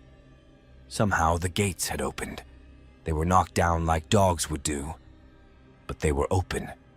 The rest of the gate was in the space between the frames of the door. I couldn't believe that the dogs had somehow gotten them open again. The bulldog was gone too. Again, I found him locked in the same room, 3rd day at the top. I would return with the same anticipation, and this time I was pretty much ready for it. But it's going to get a lot worse. Kitchen, dining room, sunroom, living room. The living room, sunroom, they're all arranged in a circle. From the living room, you go to the kitchen, and from the kitchen you go to the dining room or the sunroom, and from there, through a door into the living room. But the door between the living room and the solarium is always locked. Not just locked, but really locked. And that's why no one thinks anything is funny. They put a chair right in front of the door, preventing it from opening. That's because that's what they're doing. Because the door opens. When someone opens it, expensive sound equipment comes through the door. TB drugs. This door is not used regularly and hasn't been new since I found it. In fact, they recently installed a treadmill in the sunroom that completely blocks access to the door. My point is that this door is rarely used. That night I walked into the house and was greeted by dogs. Okay, I guess. The doors are open again. Oh, marvelous. Only this time the gate was open, as was the door to the living room. The door was blocked by a chair, and the door itself was not locked. The keys were stuck, as usual, and the door just opened. You know, well, I believe in the paranormal. Of course, I'm pretty skeptical. I don't really believe anything I read on the internet. Nothing I see on TV. But now, I'm afraid of my friend's parents' house. I know it doesn't mean anything bad, but I just don't want to be alone. When weird things happen there, even if the door accidentally opens. I don't think so, of course. But since I haven't tried it myself, I can't think of a reasonable option. And I don't have an explanation for the chair either. The dog was locked in the same room. Especially the second time it happened, I personally know. I checked the door and made sure it was locked tight. I love and respect my family very much. But I don't know how to tell them that I can't take care of them. I don't want to stay home alone anymore. Anyway, I don't want to anymore. I'm ready. I've been with my pet for a few days now, and I've been back to see him a few times with my sister or best friend, but never alone. Remember. And the times I've gone to visit the dogs, I've been with someone else. Nothing surprising about that, but that's just the way it is. I'm negotiating with them now to install a camera, so I'll let you know if anything new comes up. This happened a few years ago. I was in my early 20s. I'd say I was hanging out. I'm walking with my friend Matt around my apartment. They are located in the center of a mid-sized Midwestern city. Well, we were drinking whiskey, watching sitcoms, playing songs, etc. She mentioned that she has a close friend, Emily, who used to live in my house with her mother, and now he probably lives across the street from me. And he thought it would be great if we met because, superficially, we look a lot alike, and at the time I was single and ready to get married. Why not? So he called her cell phone and told her to come to my place. He showed up at my apartment, and I immediately fell in love with him. He was funny, very handsome, a musician like me. He was about 30 years old. They're 10 years older than me.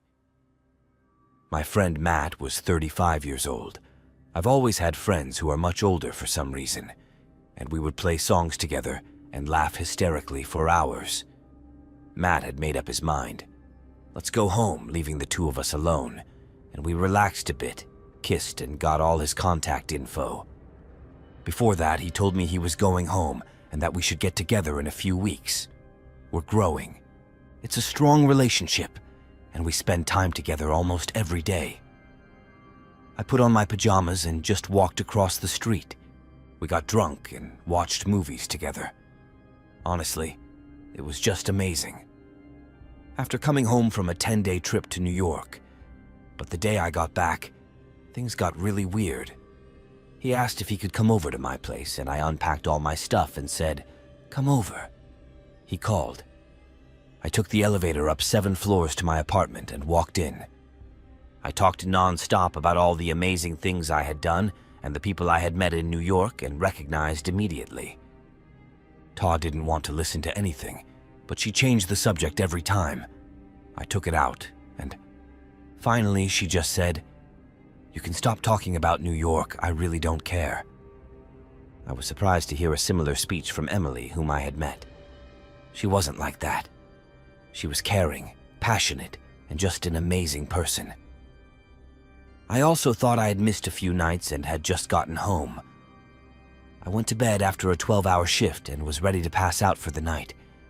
It's now around 9 p.m. and I get a text from Emily. "Hi, how are you?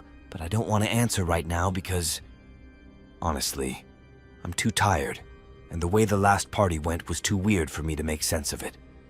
So I'm still trying to figure out how to deal with it." So I plugged my phone into the charger, turned off the lights, and just fell asleep. Pretty easily. But then I wake up to someone banging on my door and yelling at the top of their lungs. Open the door. Let me in. Now my whole apartment smells like cigarette smoke. I grab my phone from the bed. My heart is beating at 1,000,000 miles an hour. 27 missed calls and a slew of texts, all from Emily, and I scroll through the text when she's there. At the door I yell, trying to break down my door. His last message is a long one, in which he claims I'm a piece for not responding sooner and hitting me for everything I didn't do.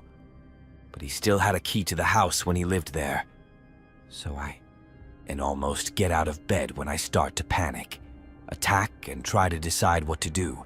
Do I open the door to calm him down, or do I decide to open the door and he starts howling and waving his arms and hitting me? He was smoking a cigarette. There were 3 cigarette butts on the ground next to him. Smoking was forbidden in my apartment. We in the building.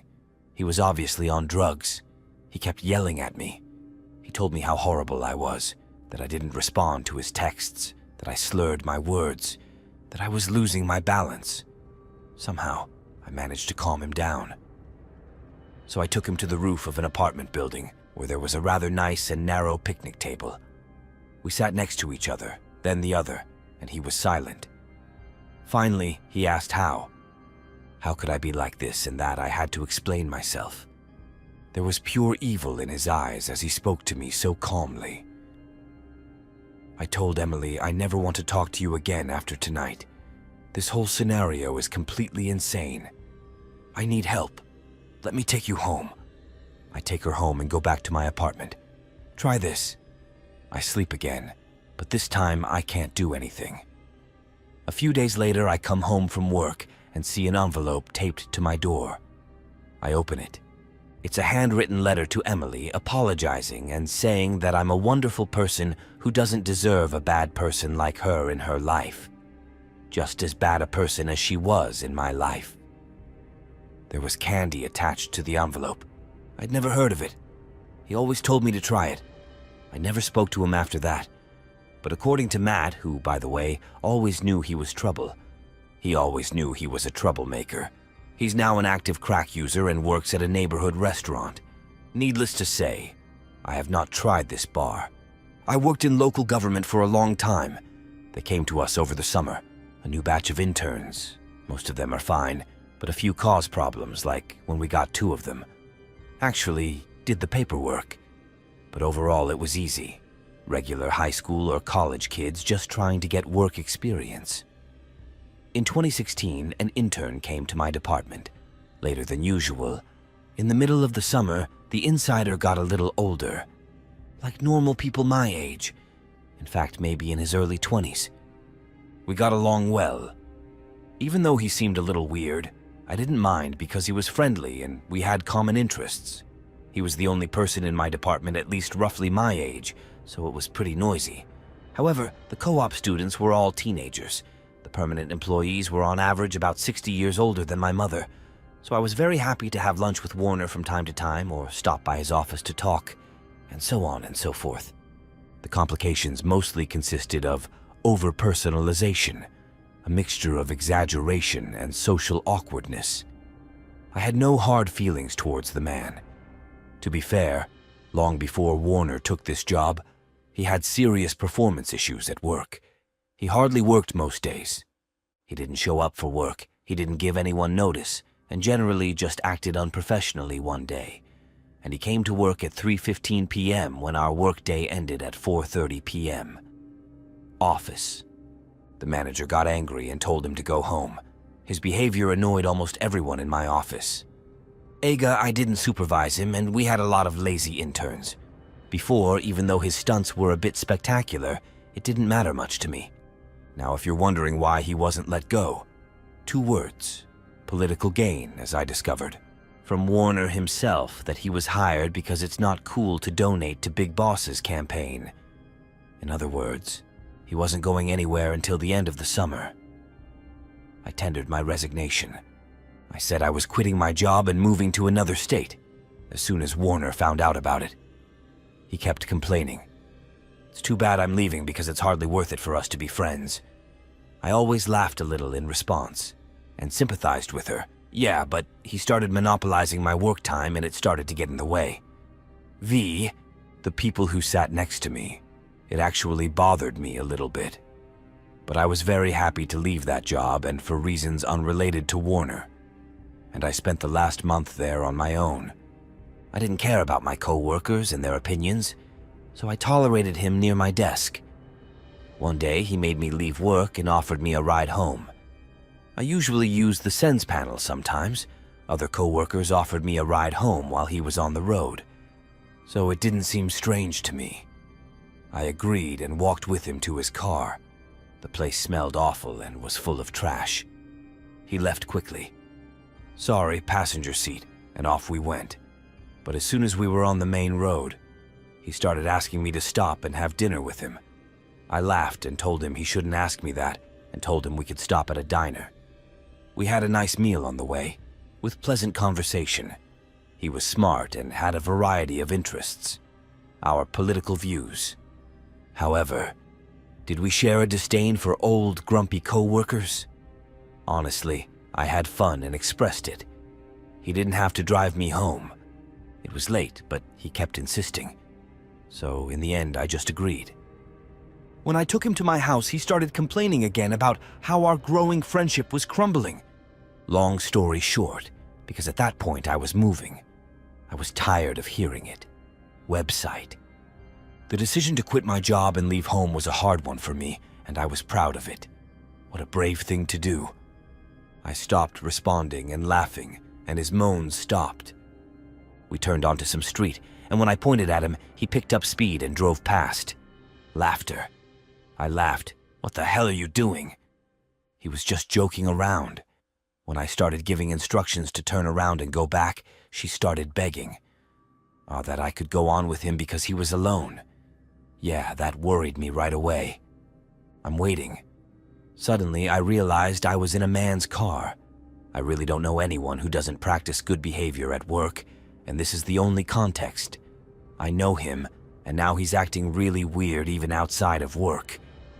Gat said it wasn't worth it. Asked me to get out of his car. I felt like it would escalate the situation and have negative consequences. Looking back, I think it was the right thing to do, and I wonder what kind of person he's become, is what I said. He says if you want to talk, we can take a walk in the park near my house. He seemed to like that idea. We parked and went for a nice talk, continued on and around. Strange cleanliness. He didn't want to talk to you at all until he kicked me out my whole life, including a theft arrest and heroin addiction. And the associated struggle with depression. I tried to be polite, but I was too far gone. There was a lot of very personal information all at once, and Shinoli is still under scrutiny for his behavior in the past. I tried to change the subject by showing him my pictures. Hey, I show him pictures of my dog, scroll one picture too far, and the next one is a picture of me. I wear makeup and pose completely different than this weak image. I was at work. He grabbed his phone, and he walked away. Wow, you are very photogenic.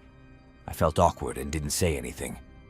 There was a long silence, and then he started talking about how similar we are, that we have similar interests and so on and so forth, and she wished I would go away so we could try again, but this time I'm on a date. I didn't say anything, and he broke the silence with an apologetic tone. I'm saying all of this. I'm saying it all out loud now. So I know where that Riverside neighborhood we talked about earlier was located, and I went to that store yesterday. Otherwise, I wouldn't be saying this. I wouldn't have said it otherwise, and I'm sorry. Inside, I lost my temper. He had definitely put his drug addiction behind him, and I assumed he was recovering from not using. Use. I also realized I was in the car he was driving. If he was intoxicated. I don't know anything about heroin. I was. Completely ignorant, but at that moment I felt very, very stupid. She immediately started complaining and begging me not to judge or hate her over and over again. What a good person I am, and how understanding and beautiful and wise I am. Everything is strange. Congratulations poured in as he told me about himself. I didn't know what to do. I just smiled encouragingly and told him not to worry. But that's me. I'm tired and it's time for me to go home. And then it started crying. It had a very strange hoarse cry, but no tears. I sat there, quietly. Why did he do that? I tried to think of some fancy escape plan, but ran out of steam. At this point, my patience was running out and my anxiety was at its peak.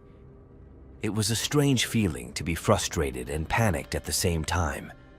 So I stood up and apologized, I said. The park was near my house, so I walked and started to leave when I remembered I had left all my stuff in his car. Try this. New approach. I casually mentioned that I left my stuff in his car and joked that if he wanted my dirty lunch. Ow now. He could keep them. He stopped his weird crying, got up, and ran. I walked over to his car to unlock it and grabbed my stuff from the back seat. His demeanor changed dramatically. He now apologized for how weird things were and asked if he could take me home so I wouldn't have to walk alone at night.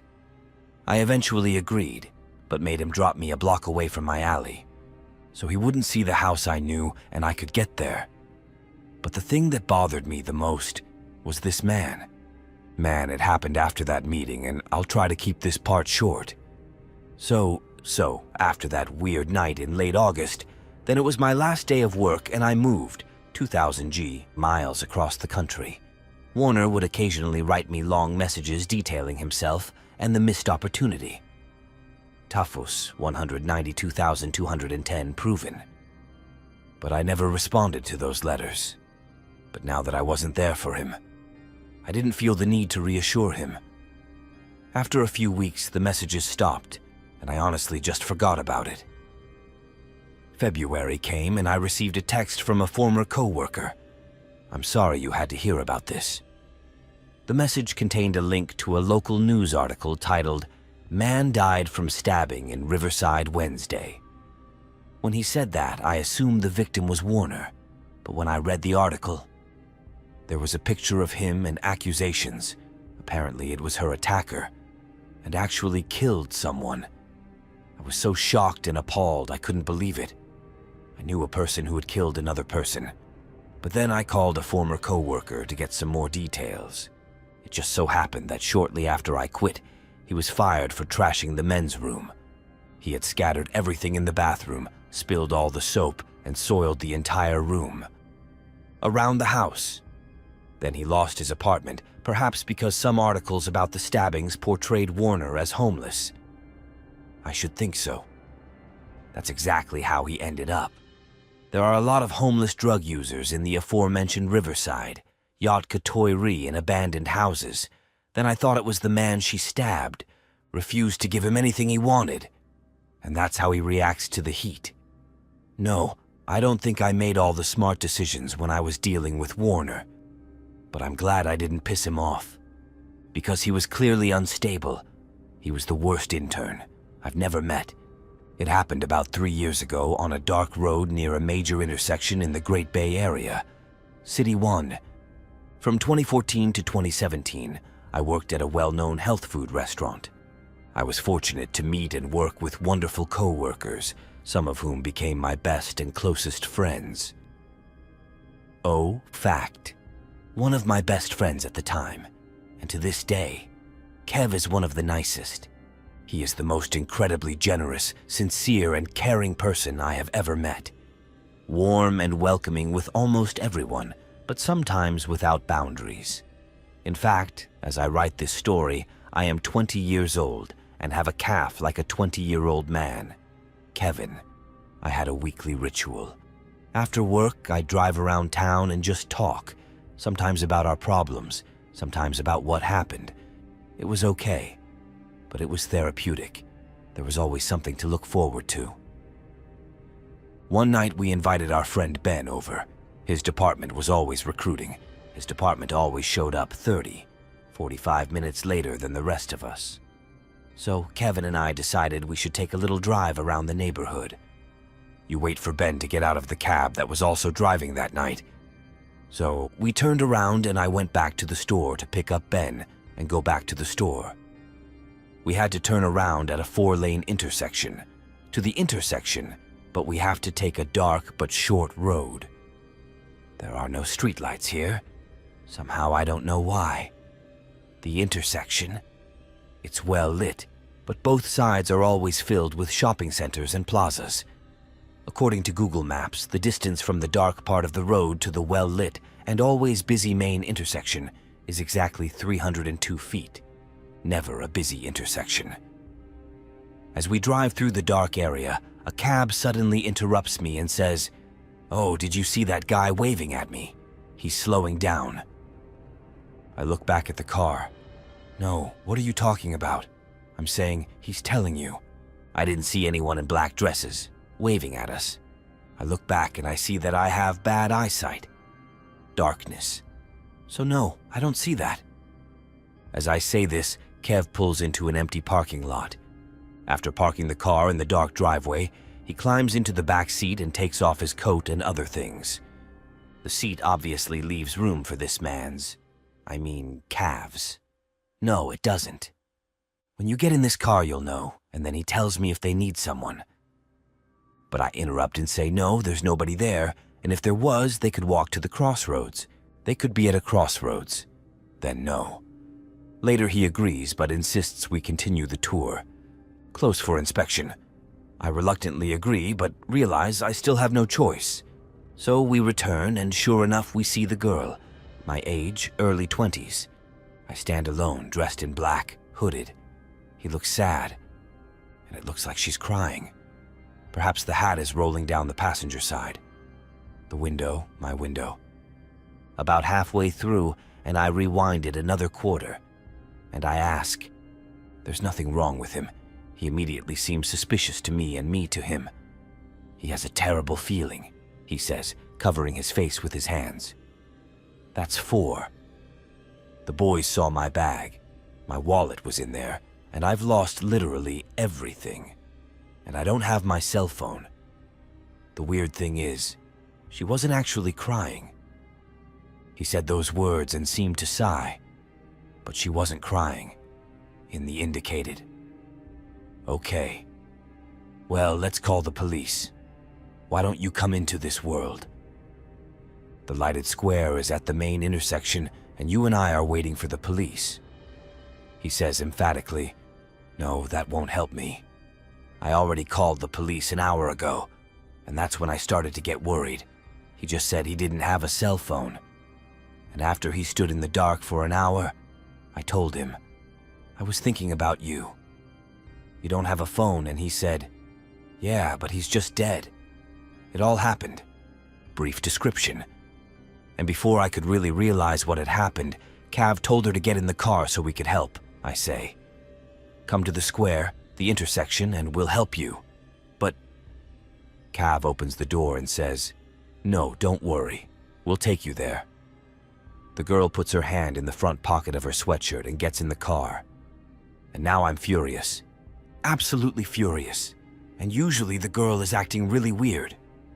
Now I remember I have my knife with me. I reach into my backpack and go through my stuff to find it. Cab talks to him, but that's all he says. Argumentative. He says he's not from this neighborhood and has no idea where he is. Still, he tells us he grew up and lives about 6 blocks away as we drive. We're going to take the car. He says he wants to go to a bar where he can buy a drink. I said to her, I was thinking about you. You don't have your wallet or ID. I keep looking for my knife and look back at him. He has waxy skin. He looks into my eyes as if through me, and it gives me goosebumps. For bad meat. Cav is incredibly sweet with his idiots and always says positive things while trying to figure out what's going on. Yes, I found my box with him. I opened it completely and put it in my lap. I turned around and kept my eyes on it. She tells us that she has a very close boyfriend and asks us to take her with her. There, Masha and the calf continue their conversation, and he says he was kicked out of his parents' house, but his hands are still in his pockets, and mine are still holding a folding knife because of the ordeal. Well, we completely forget that the gentleman was looking at him at this point. I pull out my phone, call, and explain to Ben. He went from asking for money, alcohol, and just plain weird words to wanting to get out of the car in seconds. We didn't stop her at her boyfriend's place, just a few streets away. Probably, we put him in a random place and it was quiet. A few seconds in the car. There was silence in the car for a few seconds, and then the cabbie spoke. He could have kidnapped us or killed us. Yes, please. You're an idiot anyway. I'm at least 100% sure of it. In hindsight, he was planning to rob us. I would have done a lot of things differently. I would have done something different, like call the police immediately. We were lucky nothing happened, but I'm sure of it. That car was bad. Tonight, I grew up in the middle of a farm, in a big 19th century house. The Victorian era I called history. There were always a few cottages and ties here. They once belonged to the builder of this house. A freeway runs nearby with about 3 cars going by. At night, across from the highway, about 200 meters away, is a cornfield. There is a cabin that I always thought was creepy. As kids, my friends and I dared to enter and run, and we ended up being a team. Nothing scary, we discovered, but it happened. There was always something fun, maybe broken glass, metal piles of different objects. There was no electricity or anything useful to make the house comfortable.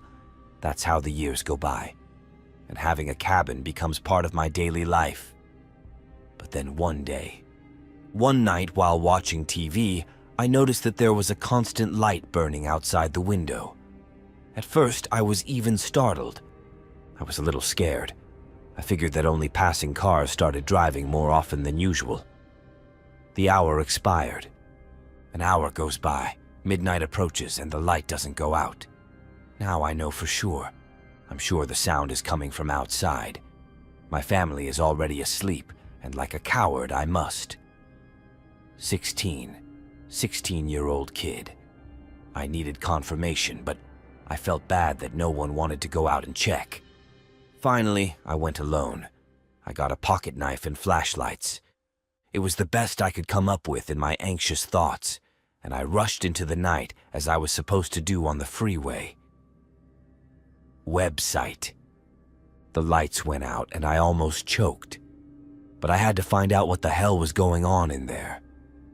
Finally, I reached the entrance to the cabin with no door, and I slowly turn on the flashlight, looking around the room for signs of life. And I'll never forget what happens next. An old man stands 5 meters away from me, a discarded recliner chair that my father threw in the trash. I smiled at him because I knew I saw him sway slightly. The man got up from the chair without saying anything, and all I could tell was that he was middle-aged and wearing some kind of jacket, and before I could realize it, I had already run across the street and prayed that he would keep up with me. It felt like years had passed. I hadn't gotten to my door yet, but when I was almost safe, I decided to look back. And there he stood, on the road, perfectly still, and there were no words. 7 years have passed, though. Since then, the cabin stands, the chair stands, and my father, he never believed me. I wish someone could share in the horror I felt when I realized the chair was standing in front of the window that overlooked my house.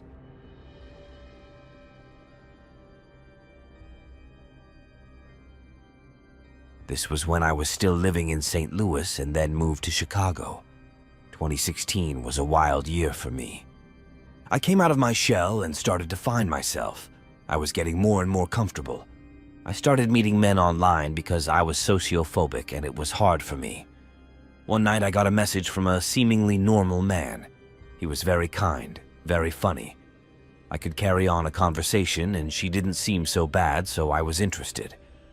As the conversation continued, I pretty much ignored the warning signs and ended up exchanging phone numbers with him. We started texting, and after a week, we started chatting. We decided to meet at a local coffee shop. I put on my best shirt, cleaned my underwear, and hit the road. And I got excited. I was busy during the day, so we planned to meet a local. He doesn't live in the city like I do, and he didn't know the area when we met. I did. I instantly fell in love with this guy. He was kind. He made me laugh and surprised me. Judging from the pictures, it turned out to be him. There was nothing strange about him. There was nothing weird about this guy. He was just handsome, and I just adored him. And I felt like he was in love with me too. At least sometime during the ruckus. We were sharing memes with each other at the table. I show him one of my funniest pictures, and he calmly takes the phone from my hands. Look at that. He starts flipping through my phone, not for a minute. And then I didn't think anything of it because I just assumed he was looking at other memes. I registered. Saved. That's fine. He handed my phone back to me and then showed me something. This time the man with the folder of memes saved on his phone is real. I want to tell you, usually the night goes on. The cafe had already closed and we decided to leave, walking out together. He asked if I wanted to talk more. I didn't feel comfortable telling him where I lived. Now after 4, we were just driving around, listening to music, talking and stuff. And like that, it was totally normal again. And we just laughed. It was a joke. But sometime during the night, he turns to me at a red light and says, "Do your roommates know you're on a date right now?" And then after that, and he just said, "No, why are you killing me?" Honestly, I had read too much on the internet, and that was my immediate reaction. Reaction, he said lightly. I would use them as a backup if... We might be right. I let go and we continued on with the evening. It was around midnight and I had a lot of laundry to do the next day, so I said we should probably just... home. Soon he offered to give me a ride home, but like I said, I didn't want him to know where I lived. I asked if he could just walk me to the train and he politely agreed. When I got home that night, I was very pleased with the way things had gone. He was just more handsome and I was very attracted to him. So I opened up a chat room to text him. When I noticed it, a message popped up at the end of the chat. It said that today you started sharing your location. At the time, it seemed a little strange to me, because I never used that feature, but I thought I did it by accident or something, so I turned it off. I sent him a message in which I wrote the following. I had a good time and would like to see him again. But he didn't reply. I figured he was busy, so I started one. Smoke Reddit. How absurd I am. When I woke up the next morning, I got ready to do my chores, make the bed. I bought groceries and went to therapy. The grocery store was my last stop. After I got everything set up, guess who was also standing at the register? It was the same guy. Imagine that. He immediately walked over and struck up a conversation with me. And I thought to myself, it's weird because earlier he had mentioned that he didn't live in the city and didn't know it well. But, the conversation was harmless, so I ignored it. A few weeks go by and... Unfortunately, the conversations start to dwindle and we start talking less and less. Less, but honestly, I guess I'm used to it happening. So I just let it go. We don't need answers, and eventually we stopped communicating. I was home alone one night. I was sitting there watching cartoons when all of a sudden there was a knock on the door. It was late, so I didn't bother to answer it. So I just sat there and hoped they would just go away. They knocked again and harder. This time I looked through the peephole and saw 2 figures, and I immediately dropped it. I recognized one of them in a hoodie and overalls. He had a very prominent chin, so I recognized him immediately. I literally freaked out and called one of my roommates to go home and hurry up. But when Andrew got home, he told me he hadn't seen anyone near the apartment complex. Then I calmed down a bit and explained the situation. It happened during this silence. I realized that he recognized where I lived from my location, what he was wearing. When we were at the coffee shop, I hadn't turned it off as soon as I got home, so he had plenty of time to calculate the coordinates, especially if you look at the map right away. After he left me on the train, after that he never showed up again, and I never heard from him again. I also noticed that our chats disappeared from Grindr during my last visit. Checked. So I thought he must have blocked me. I still don't know what he was going to do. What was he going to do? But I think he was just messing with me, but it's quite possible that it could have been something worse. This all happened when I was in 8th grade. I lived on the next street over with my friend Dylan, Eamon, and us. We hung out every day after school, and after a while, we looked at Ouija boards and stuff, but we couldn't find a suitable one. However, we printed one out and made a homemade ring. We play with it every day. For about 2 months or more. Even Dylan's basement, the laundry room, has Dylan's basement and laundry room. Laundry. There were no windows in it. Dylan was a musical kid and had a xylophone. He used to play in the basement.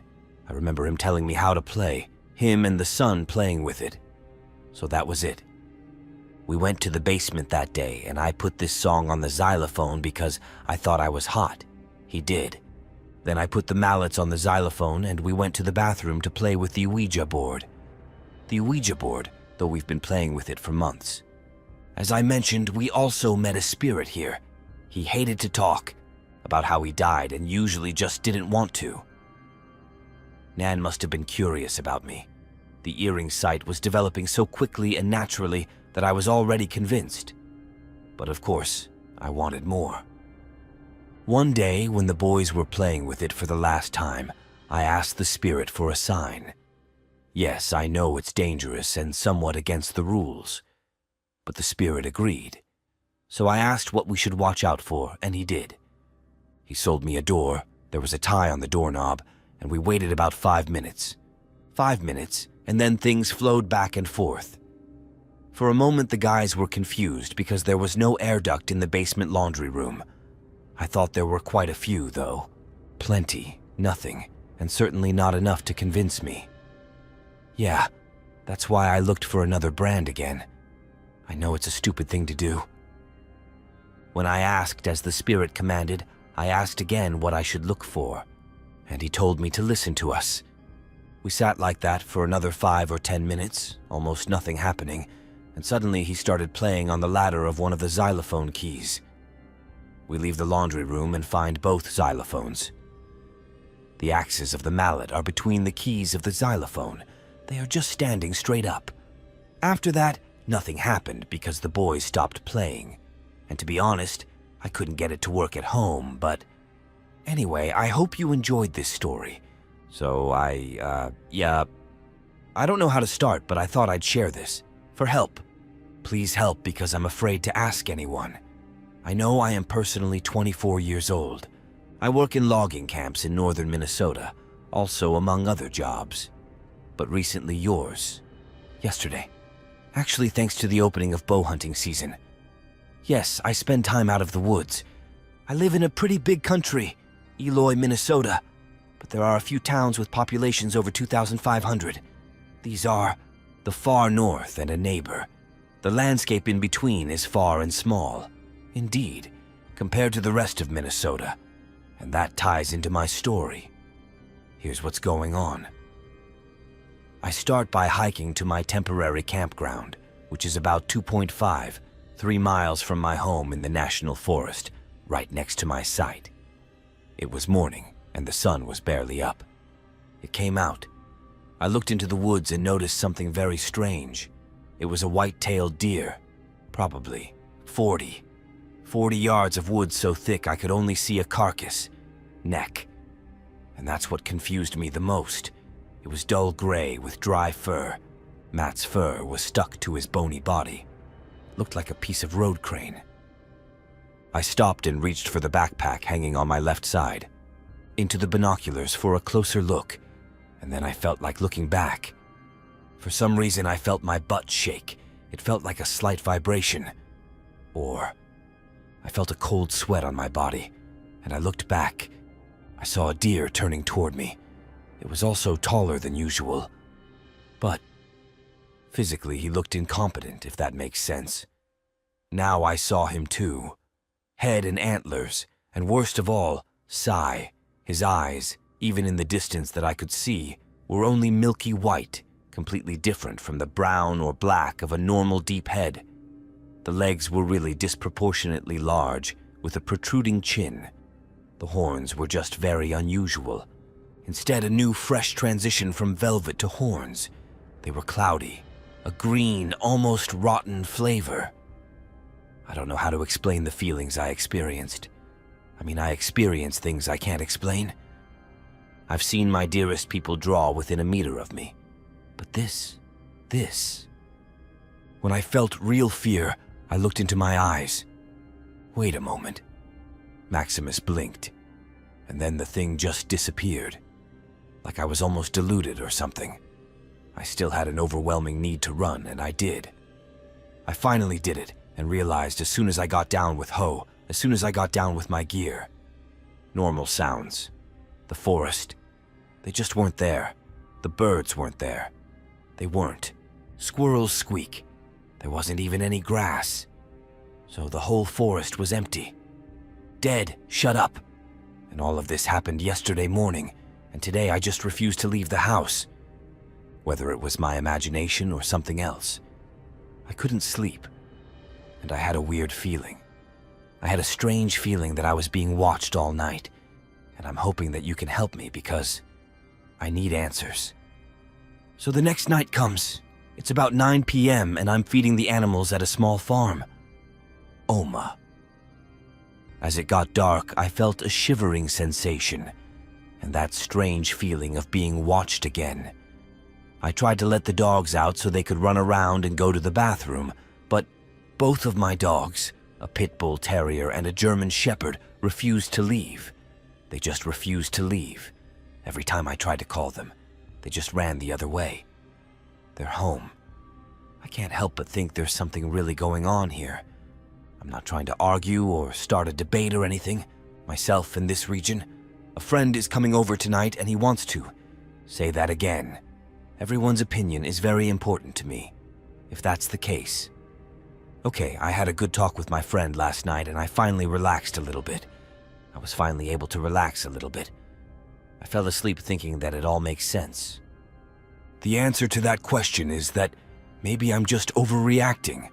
I slept through the night and am at work now. I'll update the information. Unfortunately, not everything was as perfect as I thought it would be. It was me. My friend stayed with the dogs until I got home, and shortly after I left, he woke up and kept banging on the door. Something had gone wrong outside by the chicken. As he was about to leave, the sun came up. Something large had gotten into the coop and killed all the chickens. At first, I thought it was a fox, but he said every chicken counts. Nothing was eaten. They were just killed. Well, I thought maybe one of the dogs, but he was sure they were in our room with him. Whatever. I made sure the coop was practically impenetrable to foxes and predators, but it seems that it was. The door was left open, or something opened it. This is my story of a close encounter with death and the unknown one fateful day. But let me preface it. I will say that Azusa seems to be a source of paranormal activity related to witchcraft. There have also been several sightings of Bigfoot. So this is the first time I've shared this story with anyone more than once, and it was very recently, just a few months ago. My friends and I were driving down a mountain road that led to our favorite fishing pond. It was around 11 p.m. There was no activity on the road, and it was a pretty quiet night. I usually hear crickets and owls and sometimes coyotes, but not tonight. I couldn't tell if that was good or bad. Good or bad, I had to admit that I was uncomfortable. For some reason, I told my friend about it, who I now call Bob, and Bob said that he too felt a little out of shape. Edge. For some reason, luckily he had a driver's license at 45, so we didn't pay any attention to it. We parked at the turnoff to the hiking trail. It's about a 2-mile walk, turns into dense trees and bushes. Our road was paved under a full moon, so we didn't have to get to our spots, although it was completely quiet the whole time. Unless you count the crunch of leaves and twigs underfoot and the echoing around the aquarium. So, this is our fishing. The location is on the hillside from left to right and behind us trees, in front of us tank. And it doesn't sway very much. This is important to the story because it went on as usual until about 2:30 a.m. At this point, we were quickly dismissed. It was just the two of us and we couldn't wait for appetizers. Amy and Bob were very calm and focused. The next point appeared, and then we heard a slow, quiet creak from the mountain behind us. We looked at each other but shrugged our shoulders. But the sound grew louder and louder until it became a loud rumble. Just as it did, we turned a large tree. About 400 meters behind us and higher, the mountain began to fall and rolled down the steep slope with it. Grabbing some large, crumbly rocks that are falling down, we start scrolling as fast as we can. Run back to the trout, right, and wait for everything to fall straight into the water. The tree got stuck. I ran to another handicap group. About 50 meters away, and a lot of rocks that we had just caught and blessed fell into the water. We can only die. That's what we both said. We were full of adrenaline. We were trying to cool down, too. So we sat down on the rocks next to the road and took a little breath. And then we heard a loud roar. The voice was different from the others. I've never heard it, and if I do, I may never hear it again. To describe it, it sounded like a depressed middle-aged man letting out all his pain in one long inferno. Lion's government authority. Although I did feel a vibration in my chest when he did it, and it seemed like it would never end. But when did it end? However, this was followed by a sound that ripped through the trees and bushes. On our own, we went deeper into the mountains. We got out of there in record time. When we got in the car, we felt safe in our modern steel cars. We lit up the joint to celebrate that we were alive and back. One night we settled down. It was certain at the time, because if we take a close look at what happened, Bob would later come to the conclusion that it could have been us. The trader won around Bigfoot, markets, regions, etc. It just so happens that we ended up in their places. They are still fishing there. There is a lot going on in Sousa Canyon. Ghosts, great forts, and everyday horrors. Murders, rapes, and other horrible things. Nowhere is safe, but we prefer to be in nature. We enjoy nature more than the city, and at least we can choose the right poison. Back when I was 16, I was almost 27. I dated a guy named Tyler briefly. For how long? Maybe almost 5 months. I think we broke up when my mom's job separated us almost 3 states apart from each other. We were young, and I didn't want to stay in a long-distance relationship, trying to adjust to moving out of the house that had been my home for 10 years and going to a new school. New school and all that. We remained casual friends until someone told me that he had really started. When I called him to tell him about it, he started spreading bad rumors about tasting my cherry before I left him. He even admitted that I told him I wanted nothing more to do with him, blocked him on Facebook, and deleted his number from my phone. The number, Tama, is on my phone. And so on. And honestly, I didn't even think about him. I didn't even think about him until 3 years later. I had just moved into my first apartment. I had a job with my boyfriend of 2 years and 2 of our friends. I had a good relationship with my roommates, and it was the perfect choice for all of us. Really, except for one. I opened a Yahoo account at night, albeit from my desktop for the first time in over a year, and not my phone app. And then I got a message from Tyler. I noticed that. When I was using the desktop version, I often set the settings to those that automatically logged into Messenger and didn't remove them from my contacts. And all this when we were both almost 21 and I was already an adult, so I thought I must be Tyler. Tyler did too, and at first I liked talking to him. He was always a little awkward, but I liked him and the conversation was pretty pleasant. The usual. How are you? Something pleasant, and I ended most of the conversation. Because I had a better chance than he did. I now live in the same house he was in. We broke up because I had work the next day. I had a job the next day. And even though I don't consider us friends anymore, I was happy. Everything was easy. But then he started acting weird. I finally added him on Facebook. He started sending me random messages telling me that he was looking at pictures of me, and he loved how much I had grown up, and what kind of woman I had become. At first, I called it clumsy flirting, but then he started talking about sexual things he wanted to do to me, and I firmly reminded him that I have a serious boyfriend now, and his comments were inappropriate. I'm sorry. The next day I do it again, and I'm sick of it. I blocked him again and told him via Yahoo that if he didn't stop, I would contact the authorities. It was a bluff designed to scare him, and it worked for several hours before I decided to send a message detailing the violent and sexual behaviors he wanted to do to me again. At this point, I was upset and stunned, so I told him that if he contacted me again, I'm sending screenshots of everything he said to my very Christian mother. He graciously allowed it. Live with him for free. I blocked him in my Yahoo account after that and never heard from him again because I thought he had just disappeared from my life. I know how much I hope it's over, So fast.